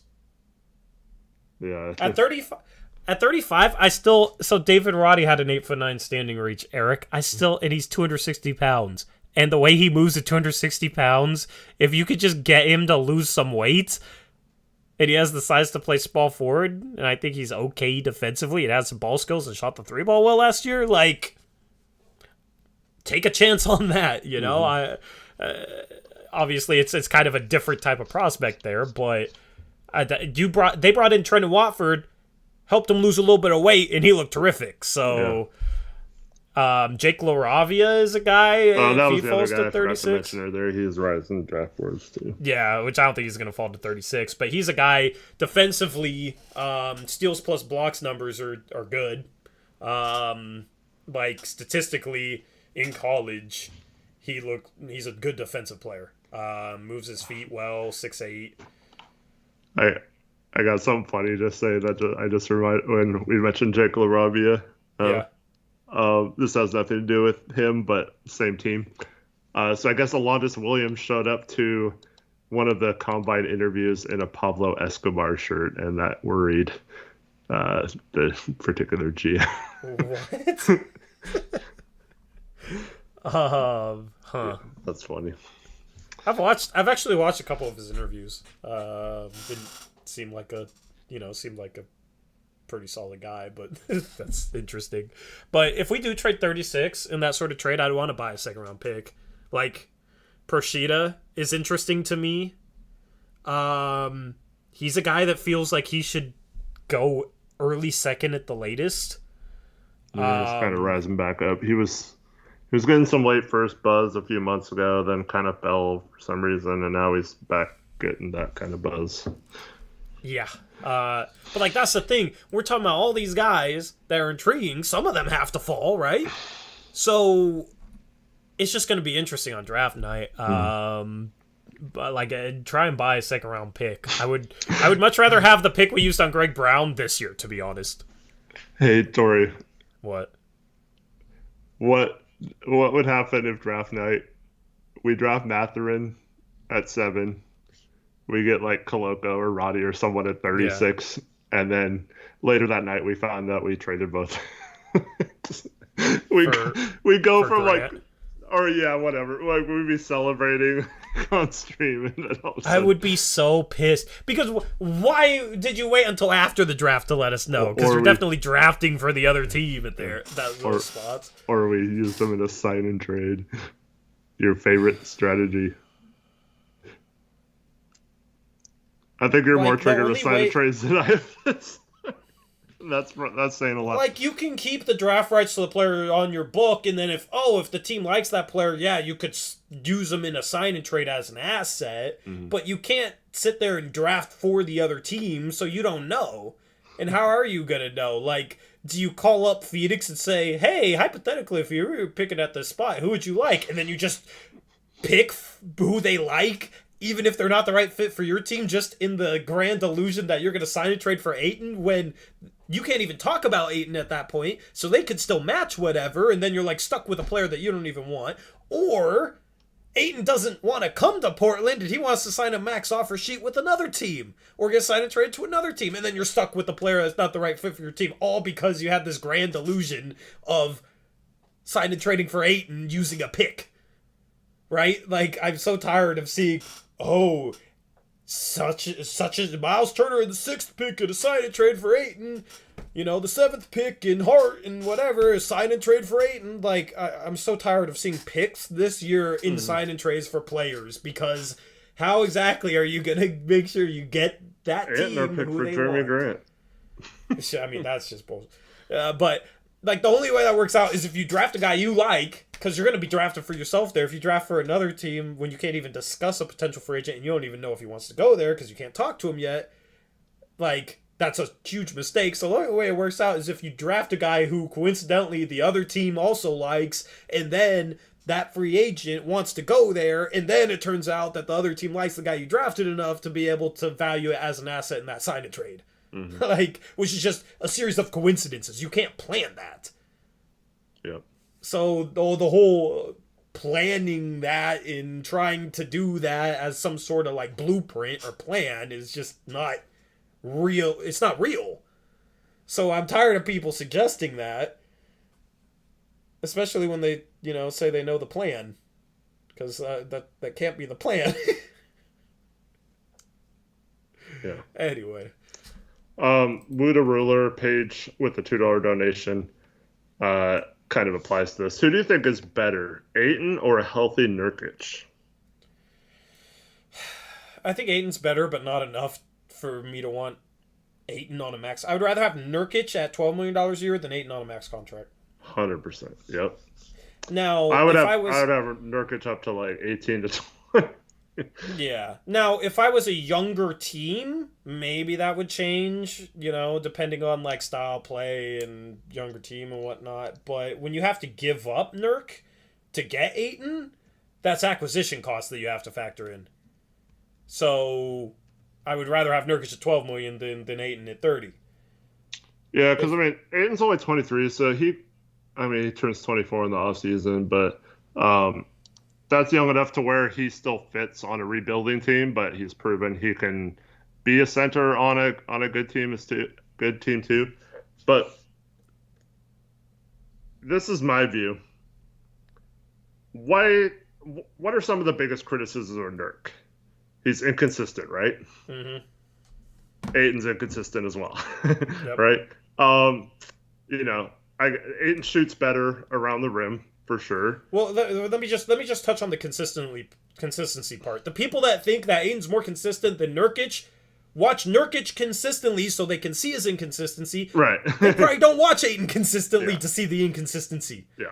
They just hear about him when he has a good game. Yeah. And I don't know if you heard this story today, but apparently Monty Williams, you know how Ayton only played, 17 or 19 minutes or something in the Game 7?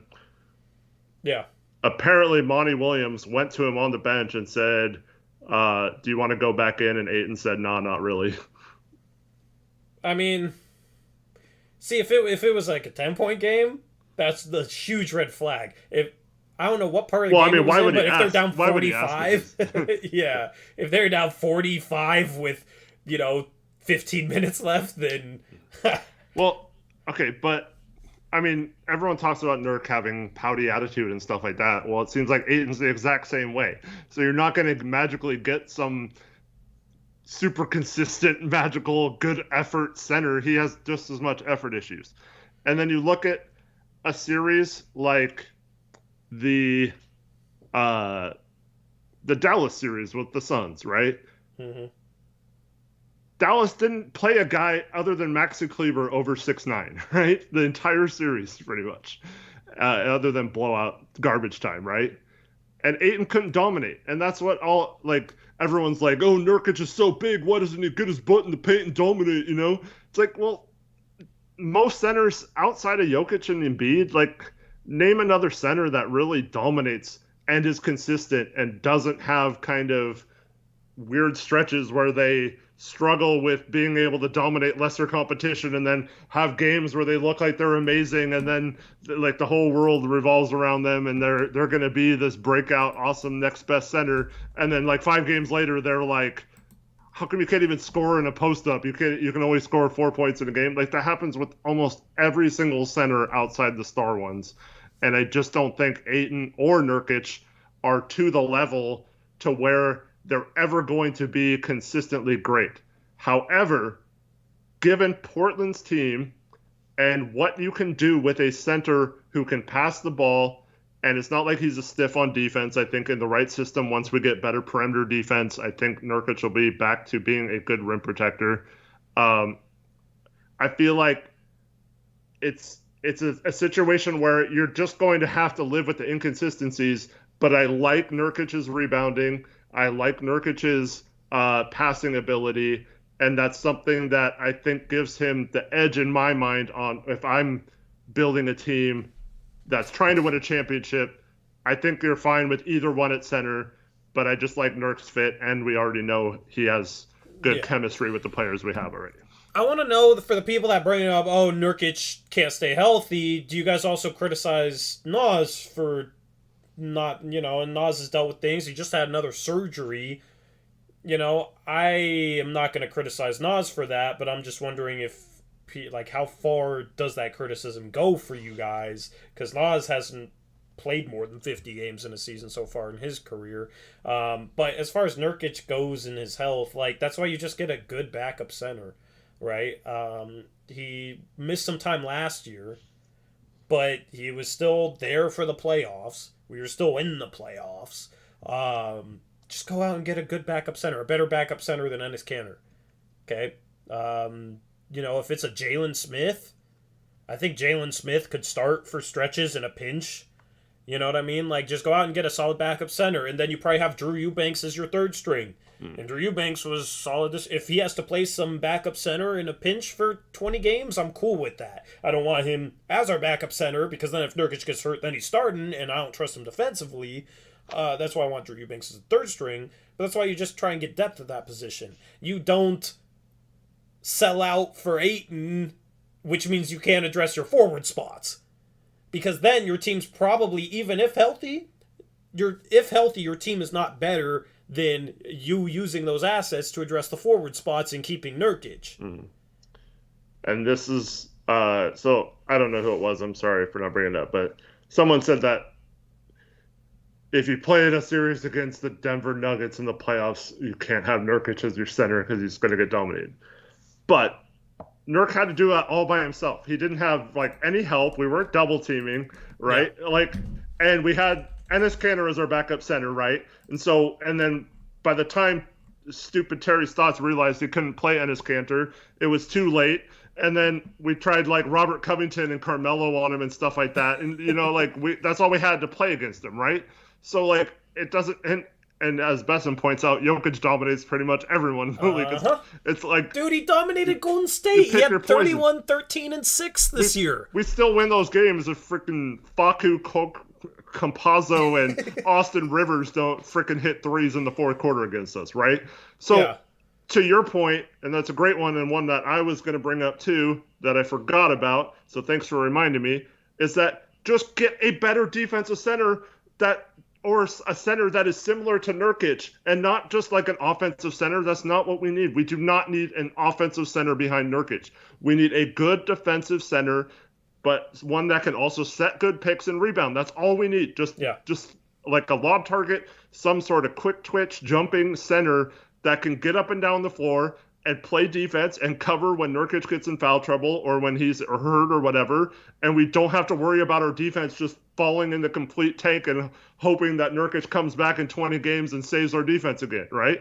So, dude, it doesn't even have to be a lob target for me. Right, yeah. Just somebody that, has a little bit of foot speed defensively. Lob targets. Just a little bit of foot speed defensively and can, defend in different situations, and you can throw up against a guy like Jokic and he's not going to be Enes Kanter.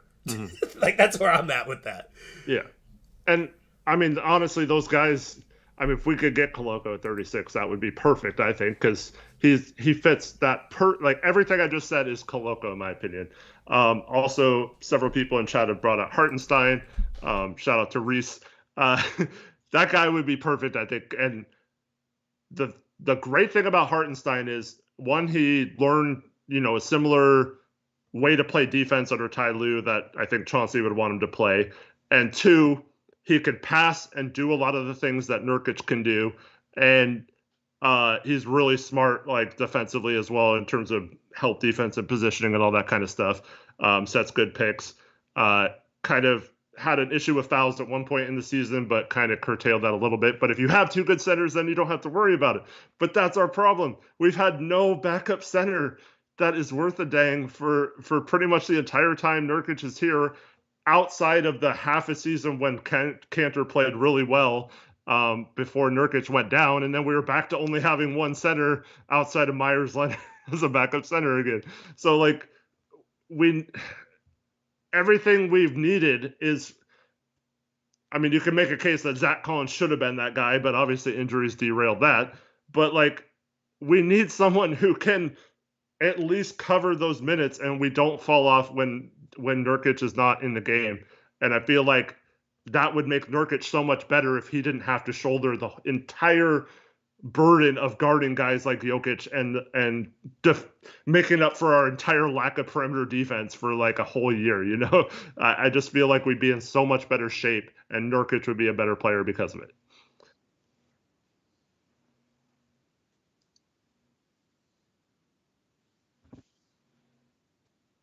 He always calls him Dural, even like I'm Oh, always seeing my your mic was comments, muted Buddha for that. Ruler. I always read him, and he always calls him Dural. My mic was muted for that, so I'll say it again. Voodoo Ruler, $2 dono. He says that's why I say draft Duran. He does all that you're saying.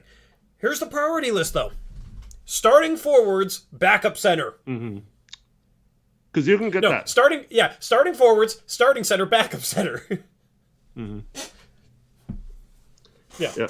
And yeah, that's, I mean, if you think Duran's going to be a star and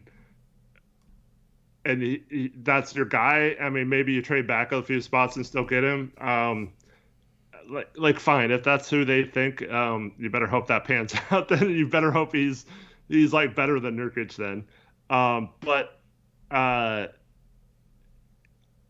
in my opinion, it's not that hard to get a good, solid backup big. Like the Hardenstein I just mentioned was on a minimum contract last year. He couldn't even get signed. He was actually competing until the last day of training camp with Harry Giles for that backup center spot on the Clippers, right? Like, and they ended up demoting Giles down to the G League or something and didn't sign him to their 15-man roster. Like, you can find those guys, and that's the problem. And there's some in every draft.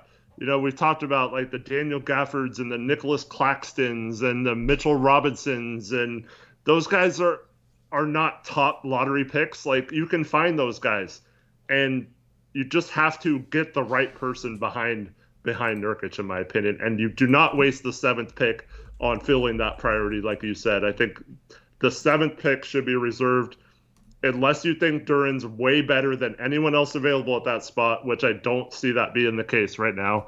I think you take the best player available, and you hope that player is a forward that plays really good defense and will fit in, and that all leads back to me for Matheran.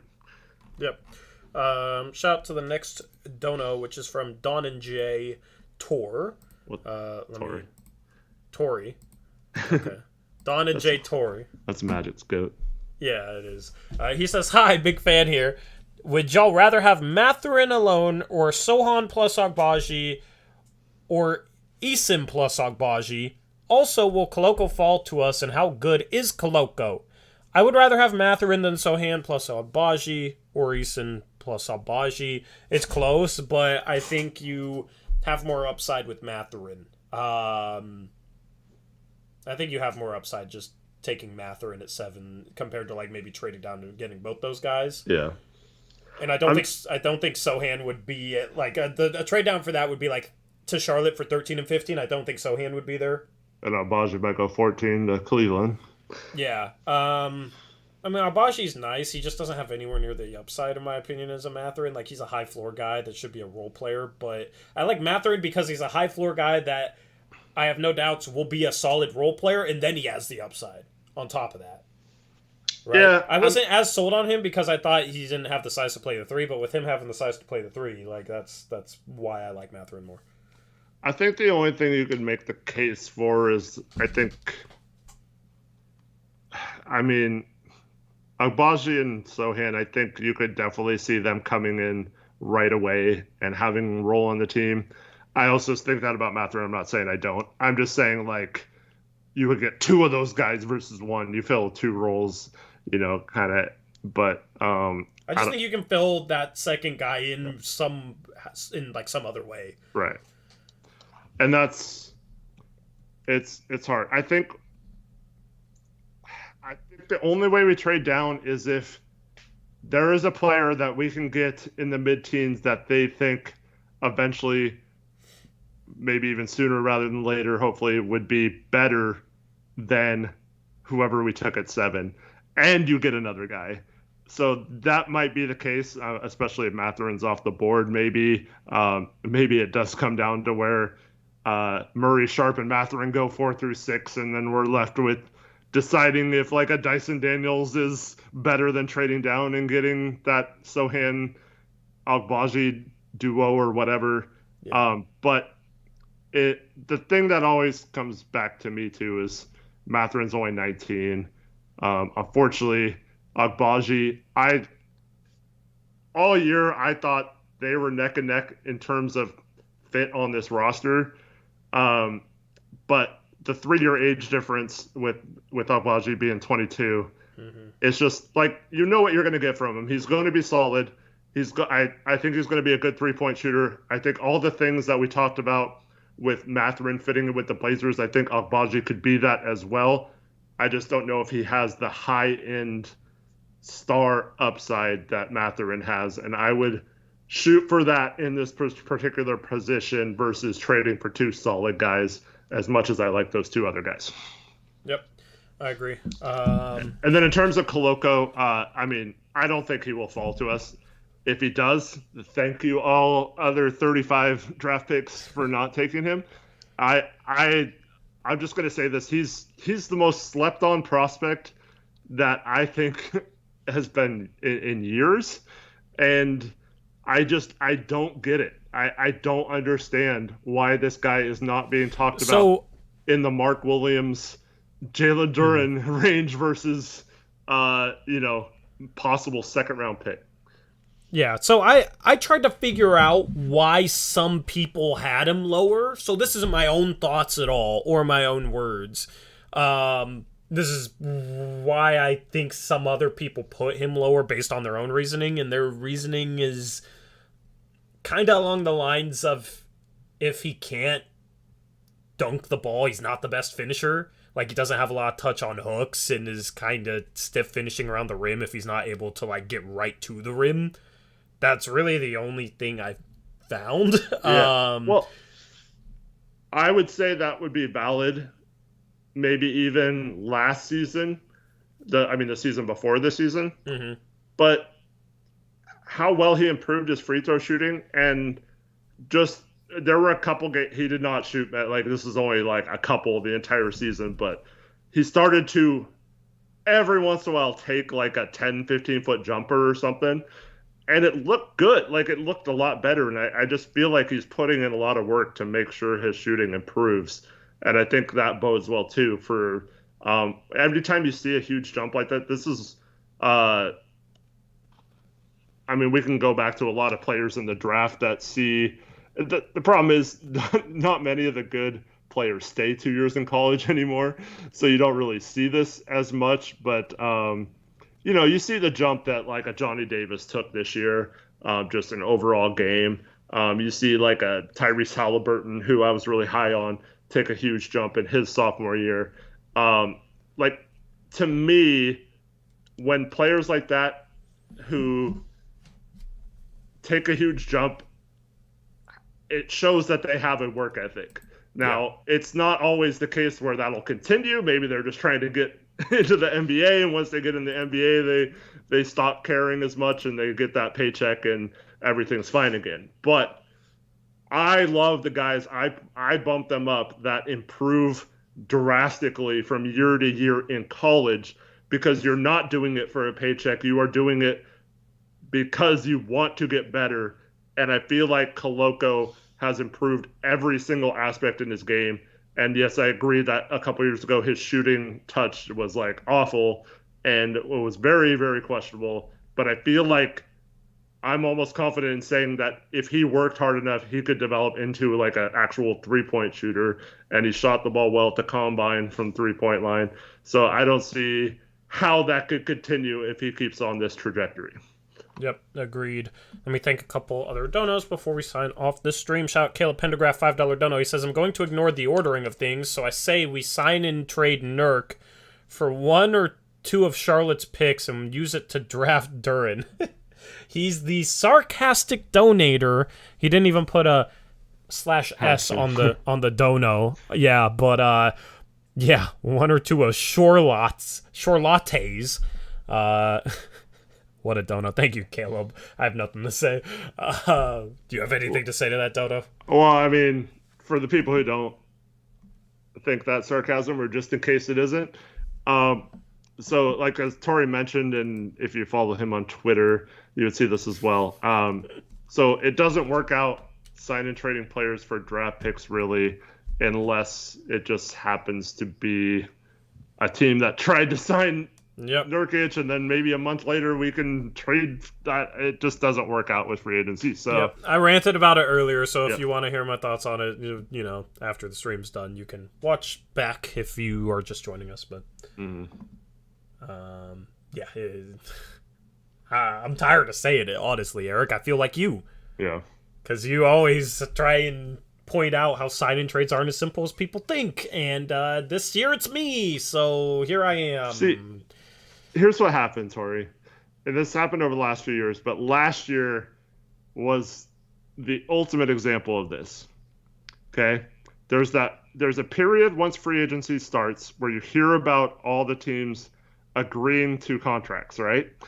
But you can't actually sign that player for like 3 days or whatever. So what happens is teams have gotten smart. Oh, if I offered them as a sign and trade, it creates a trade exception for me, right? Or maybe I can get an asset back, or maybe they have a contract they don't want and we can just trade it for that. So like San Antonio, I don't know why we did not do this with San Antonio with Zach Collins. I mean, maybe they tried, but they didn't. But we know Olshey wasn't the most creative guy when it came to this kind of stuff. But they actually gave Indiana a second-round pick for signing Doug McDermott to a 3-year, like $40 million contract or whatever, right? So and that was so if you look back, it's technically McDermott is signed and traded to the San Antonio Spurs, right? Mm-hmm. And that creates a trade exception for Indiana. They get a second round pick out of it and stuff, and that's something that they could work out to where, they have 3 days to think, oh, what can we give Indiana that they want to make it so we can save some of our cap space maybe, and we can give them a contract back. That's how Chicago did it, how they got Ball and DeRozan this last year. So teams are just being super creative and trying to create as many trade exceptions as possible. They're trying to and then there's always cases where a team signs a free agent from another team, and then they probably call them and be like, hey, why don't we just work this as a double sign and trade, and then it works out. But those are all sign and trades due to the circumstances of what team signs them and how they approach the other team in the moratorium before it's official. It's never a case, this does not happen, it cannot happen, where we take Jusuf Nurkic and call the Charlotte Hornets and be like, hey, we will sign and trade him to you for this. That is illegal to do. I know some teams still do it anyway, but you cannot just call another team and work out a sign and trade. Jusuf Nurkic would have to want to sign there and then want them to work out a sign and trade before having to sign them, or he'd have to sign with a team that did not have the cap space to sign him, and that's how it works. Anyone who tells you anything differently does not know what they're talking about. Yep. Shout out to Greg Hughes of Vescase, $5 dono. What's up, Greg? He says, are there any Euros worth drafting? Nikola Jovic is one. He's the highest rated one. After that, it's kind of a weak draft in terms of international prospects, but there's starting to be some guys that are intriguing. Kamagate, I think, honestly, I think he's bordering on being in that conversation with Jokic, or not Jokic, what, on Koloko. I have Kamagate ranked pretty close to Koloko, to be honest. I like Kamagate.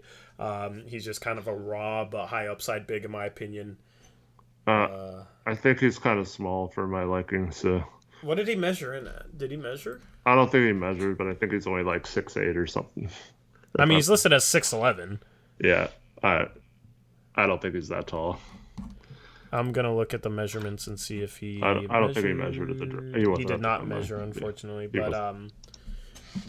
But out of like Mark Williams and Koloko and him, I think he has shown the most shooting promise. Like, I agree with your opinion that I think Koloko has shooting upside that people don't think he does. Mm-hmm. But like Kamagate's actually shown it here and there. Kamagate's intriguing. And then you have Persida. Ousmane Dieng. Okay, yeah, I forgot about it. But isn't he Australian? We're talking Europeans. Oh, okay. I mean, I'm sure he didn't mean just Euros. I'm sure international players, Argentinians and Brazilians are also Euros, according to some people. Yeah, I mean, yeah. So Dieng, and then I guess you'd have to throw in Dyson Daniels in there too. Mm-hmm. But then, what about Canadians? Because Shaedon Sharpe's Canadian. I'm just kidding. You got Pershida's interesting, and Besson, I think, is a high floor guy. Yeah. I heard somebody say it Basson. I don't know if it's Besson or Basson, so I've been saying Basson. I have no idea which one it is. I mean, I watched 4 New Zealand Breaker games, and they said Besson the whole time, so I'm gonna say Besson then. Yes, I don't know. That's more than I heard. I just heard it in one video. So, but he measured well. Just seems like a combo guard off the bench that can score the ball a little bit. So he's a second round pick. But like around middle part of the second round, I think that's solid value for him. Go ahead. I've mentioned this a lot, but he plays exactly like a little smaller Bogdanovich. Does he? Yeah. Huh. He kind of looks... I was going to say he looks like Goran Dragic a little bit, like a young Goran Dragic, but I don't know if I believe he doesn't have the handles Dragic has. Yeah. He's not like a point guard type. He's kind of off the ball more. Yeah. I mean, he can handle a little bit. Just seems like a crafty guy, though, you know. So he's interesting. Like, there's some guys... What was that dude's name that's like 7'2"? His like first name starts with a Z, his last name starts with an I. One of my commenters has been like saying that he should be drafted in the first round for a while. I'm not even gonna try to pronounce that guy's name. Yeah. There's a dude that's the initials are ZI. I don't even remember his name. It's a complicated name, but he's 7'2" and has some skill. Reportedly, I haven't seen any footage on him, so I need to dive deeper into the international prospects. But like right now, Procida is intriguing to me, and that's without having seen a ton of him. Just the idea of him is intriguing. So. You know, around draft time, I'll have more for you on that front. Gray. Everybody. Oh, yeah, you like your guy Baji. Baji. Eric likes Ibu Baji. Dianco Baji, however, like whatever his name is, but I'm not as high on him. Admitted. No, it's not Zoldrunas Ilgauskas, guys. It's definitely harder to say than that, too, but... I don't know. This guy's only 6'11", but Svanomir Ivisic. Carlo Makovic. I don't think that's the guy you were talking about, though. No, Svanomir Ivisic. Mm-hmm. I think was the name. So I'll dive deeper into, I see into him that. there. Yeah, that's the guy. So anyway, thank you for the dono, Gray. Shout out Aeromancer, $20 dono. Aeromancer says, Tori, this is for talking and putting up with me while you were doing DoorDash and your phone died so you couldn't work as much. Loving the mock off season so far. Appreciate you, Aeromancer. So Aeromancer has been doing a good job in our mock off season. He's Atlanta. He got Anthony Davis and also got Lou Dort. He's been one of the best in our mock off season. He's trying so hard that he traded Gallinari as a non-guaranteed, and we were sorting out how he could do that properly so he wouldn't have $1.6 million of dead money on his cap for 3 years. And we literally spent an hour. I spent an hour. I think it was longer than that. Right, a little bit longer. My phone died while I was trying to work and do DoorDash because of it. So I appreciate the $20 dono here, Mancer. That's what that is for. So anyway, thank you, man. That's funny. What would you grade Aeromancer so far? Has to be an A, right? Yeah, he is definitely top 5 so far. But I mean. He'd be number 1 easily, clear every single other person in this if all of his trades he got people to agree on were allowed. Yeah. So we act as ownership for, everybody kind of and step in if something's real bad, and we've had to step in on the other side of some of Aeromancer's trades because he's been fleecing or, do it like he's gotten more value than he should. So he's done a good job. Yeah. Anyway, and then last dono we have is Don and J Tori, 100 rupee dono, says, what would your thoughts be if we picked Timmy at 57? Shout out to the amazing Blazers Uprise mods, by the way. Love y'all. So some love for the mods. Shout out to the mods. Let's go. Yeah, shout out to the mods. Dude, Timmy was 4 for 5 from Or was it 4 for 5 or was it 3 for 3? I forget. Like, I think it was 4 for 5 from the field and 3 for 3 from 3 in his draft combine game. I forget what it was. But his shot looked a little better. He came off of he was like moving into a 3. Like, I don't know if you saw what shot I'm talking about. Like, I have never seen come from? I've never seen him do anything like that. When he like steps into a 3 and has all day, he's broke. That's been my experience with Drew Timme as a Gonzaga fan. So now apparently, and he made his free throws, which was our Achilles heel in the tournament. So it's like, damn, why didn't you do this sooner? Anyway, sorry, just had to rage a little bit there. But I mean, Timme being 6'9", he's got a decent wingspan, but I don't see how that translates to being capable in the NBA. Maybe if he was a legit like 7-footer. But yeah, he's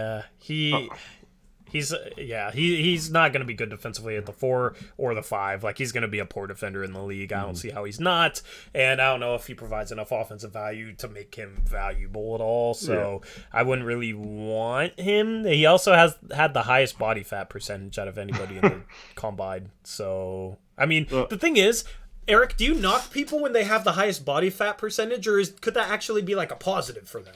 Well, to me, I don't really look at that very often. I mean, it's cool to see like what their body percentage is, but to me, I mean, I don't think it matters that much in terms of whether he's. I mean, obviously, he could lose some weight. Yeah, still, like, but it might be. I don't know. Like, I go back and forth on this. What? What happened? No, go ahead. Oh God, let me guess. Dro? No. I'm just. Dro say something? No, I just. It's about what you're about to say. Are you going to talk yourself into saying he might actually be draftable? You said, I thought I was going to have to ban Dro again for talking. But no, no. I was just going to say, in general, if somebody has a super high body fat percentage like that, it's almost a positive because there's so much room for improvement with their body, and you get them in an NBA, organization, and they're probably going to improve. So I don't knock anybody for that. I almost look at it like, dang, he has a lot of fat to lose, and I think any prospect in the NBA can lose fat if they're dedicated. So I go back and forth on like looking at it positively or just not caring. If that makes sense. Yeah. Johnny Davis got a Taco Bell commercial.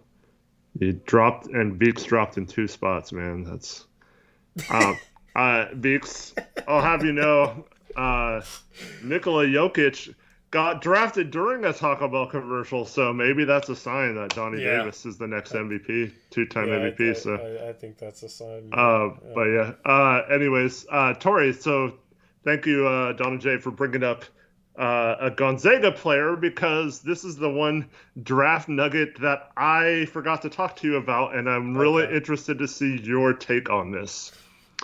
Oh, God. All right. Scouts' take on Andrew Nembhard. Oh, yeah? Looks like he has sincere interest from playoff teams drafting after pick 20. Early second round is his floor. Looks strong and assertive and already a total pro. Maybe the best pick and roll guard in the draft. I mean, I don't. He might be the best pick and roll guard in the draft. He's a really good pick and roll ball handler. The problem is he's not somebody that you can consistently rely on to knock down threes or create his own shot.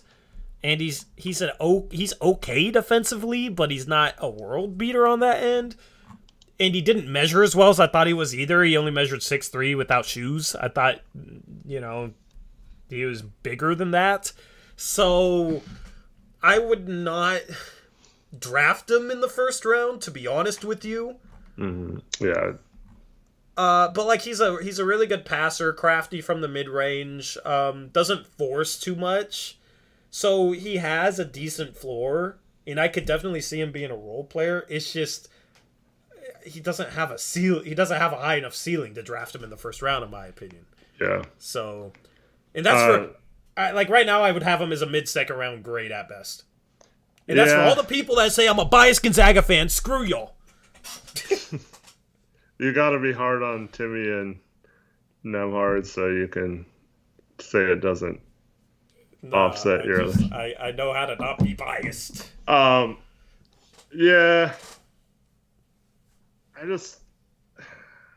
Nemhard to me just feels like another dude. Like nothing really. He does so many things well, but not good enough. I think to like stand out at anything, and that might be good enough to be like a backup guard eventually in the NBA. There's so many guys in this draft that I like as high upside guys, and I'm probably always going to do that now. If you wanted to sign him as like a two-way guy, that's probably more my liking with him. But yeah, I just don't see a high upside. Yeah, I just think you throw him in that category with Hugo Besson and Alondas Williams and, like Keon Ellis. Like, he's in that range for me. Yeah. J.D. Davison, who's different. He's more of a boomer bust, I guess, at that point. But, yeah. That's interesting, though. I mean, he's like the one guy that could potentially come back that we don't really need as Gonzaga, Timmy back would be awesome. And then Strother. Was there anything about Strother? No, I haven't seen much on him. I did a few days ago. I forgot if it was good or bad, though. And he didn't measure... I think out of the three, he has the biggest chance to come back. He was 6'6", with an 8 foot, 8.5 standing reach, so he has the size to play the three and can kind of shoot. He just disappeared in the tournament, which has me worried. Like, he was not consistent enough. And then he was a guy, if he had a good tournament and Gonzaga went on a run, I think he would be talked about as a borderline first-round pick right now. He just was terrible in the tournament, and I think it killed his draft stock. So I think he's the type of guy who would stand a lot from going back. Yeah. Benjamin Lucas says this Timmy hate is not going to age well. I love Timmy. I'm a Gonzaga fan, man. I love Drew Timmy, bro. I hope he comes back to Gonzaga and we can finally win a championship, man. But that's the thing is now it's I'm hating on Timmy too much. I thought I was a biased Gonzaga fan, which is what people have tried to say for a while. Basically, I can't win.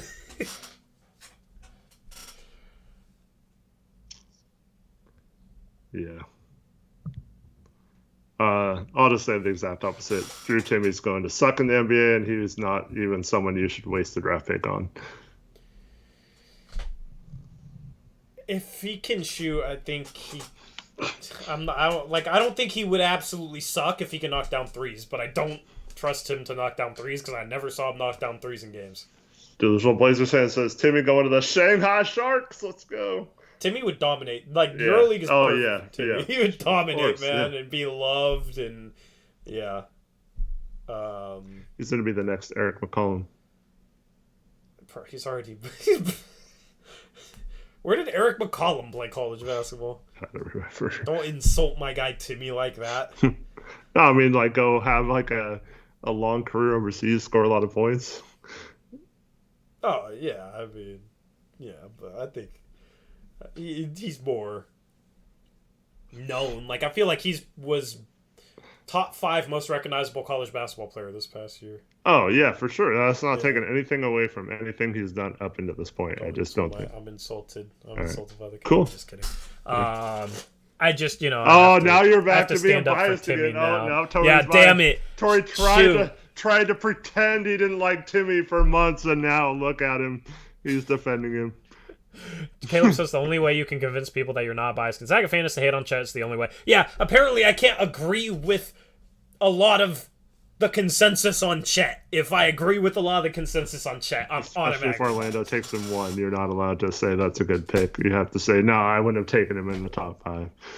Yeah, it was just see, like, if every scouting service and, the consensus is that he's automatically a top 3 pick and you don't have him top 3, then you're the one who's biased compared to consensus. Then you're hating. There you go. Shanghai Sharks, according to Alvaro Bazan, with the Ben Simmons, Drew Timmy front court will dominate. Be deadly. Because, yeah, Timmy won't mind taking up all the shots, and Ben can just pass, I guess. Damn, 3 of us banned the Tinder bot. Dude, that's like the 8th time, dude. What the heck? Yeah, YouTube needs to fix its stuff there. But Trevin was first. Congrats, Trevin. You won the race to banning the Tinder bot. Jackson was 3rd. So try harder next time, Jackson. Anyway. Yeah, that name is...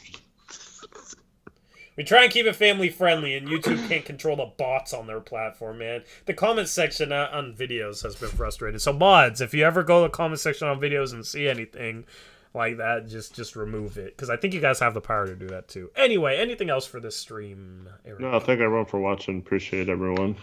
Yep, really supportive stream. A lot of you turned out for this one tonight, so we'll be live again on Thursday. We'll have videos coming up. Mock draft coming up soon. Gotta kind of get back into that groove. I just got a new laptop, so I'll be able to get out of the house and edit and not feel cooped up, because I get cooped up real easily. So yeah, looking forward to being able to use that to edit and stuff. Anyway, we'll be back again on Thursday with hopefully some more draft nuggets to talk about. It's about draft time, man. The lottery's done. I'm starting to like Matheran at 7. Not starting to like. I'm starting to love Matheran at 7. And we'll see what happens. If there's a random trade, Eric, I need to give you the Blazers Uprise YouTube password. Yes, please do. And if there's a big trade, we'll go live and talk about it on the main channel. So if Grant gets traded in the next week, we'll have a stream on that on the main channel. Anyway, anything else? No, have a good day, everyone. I'll talk to you Thursday.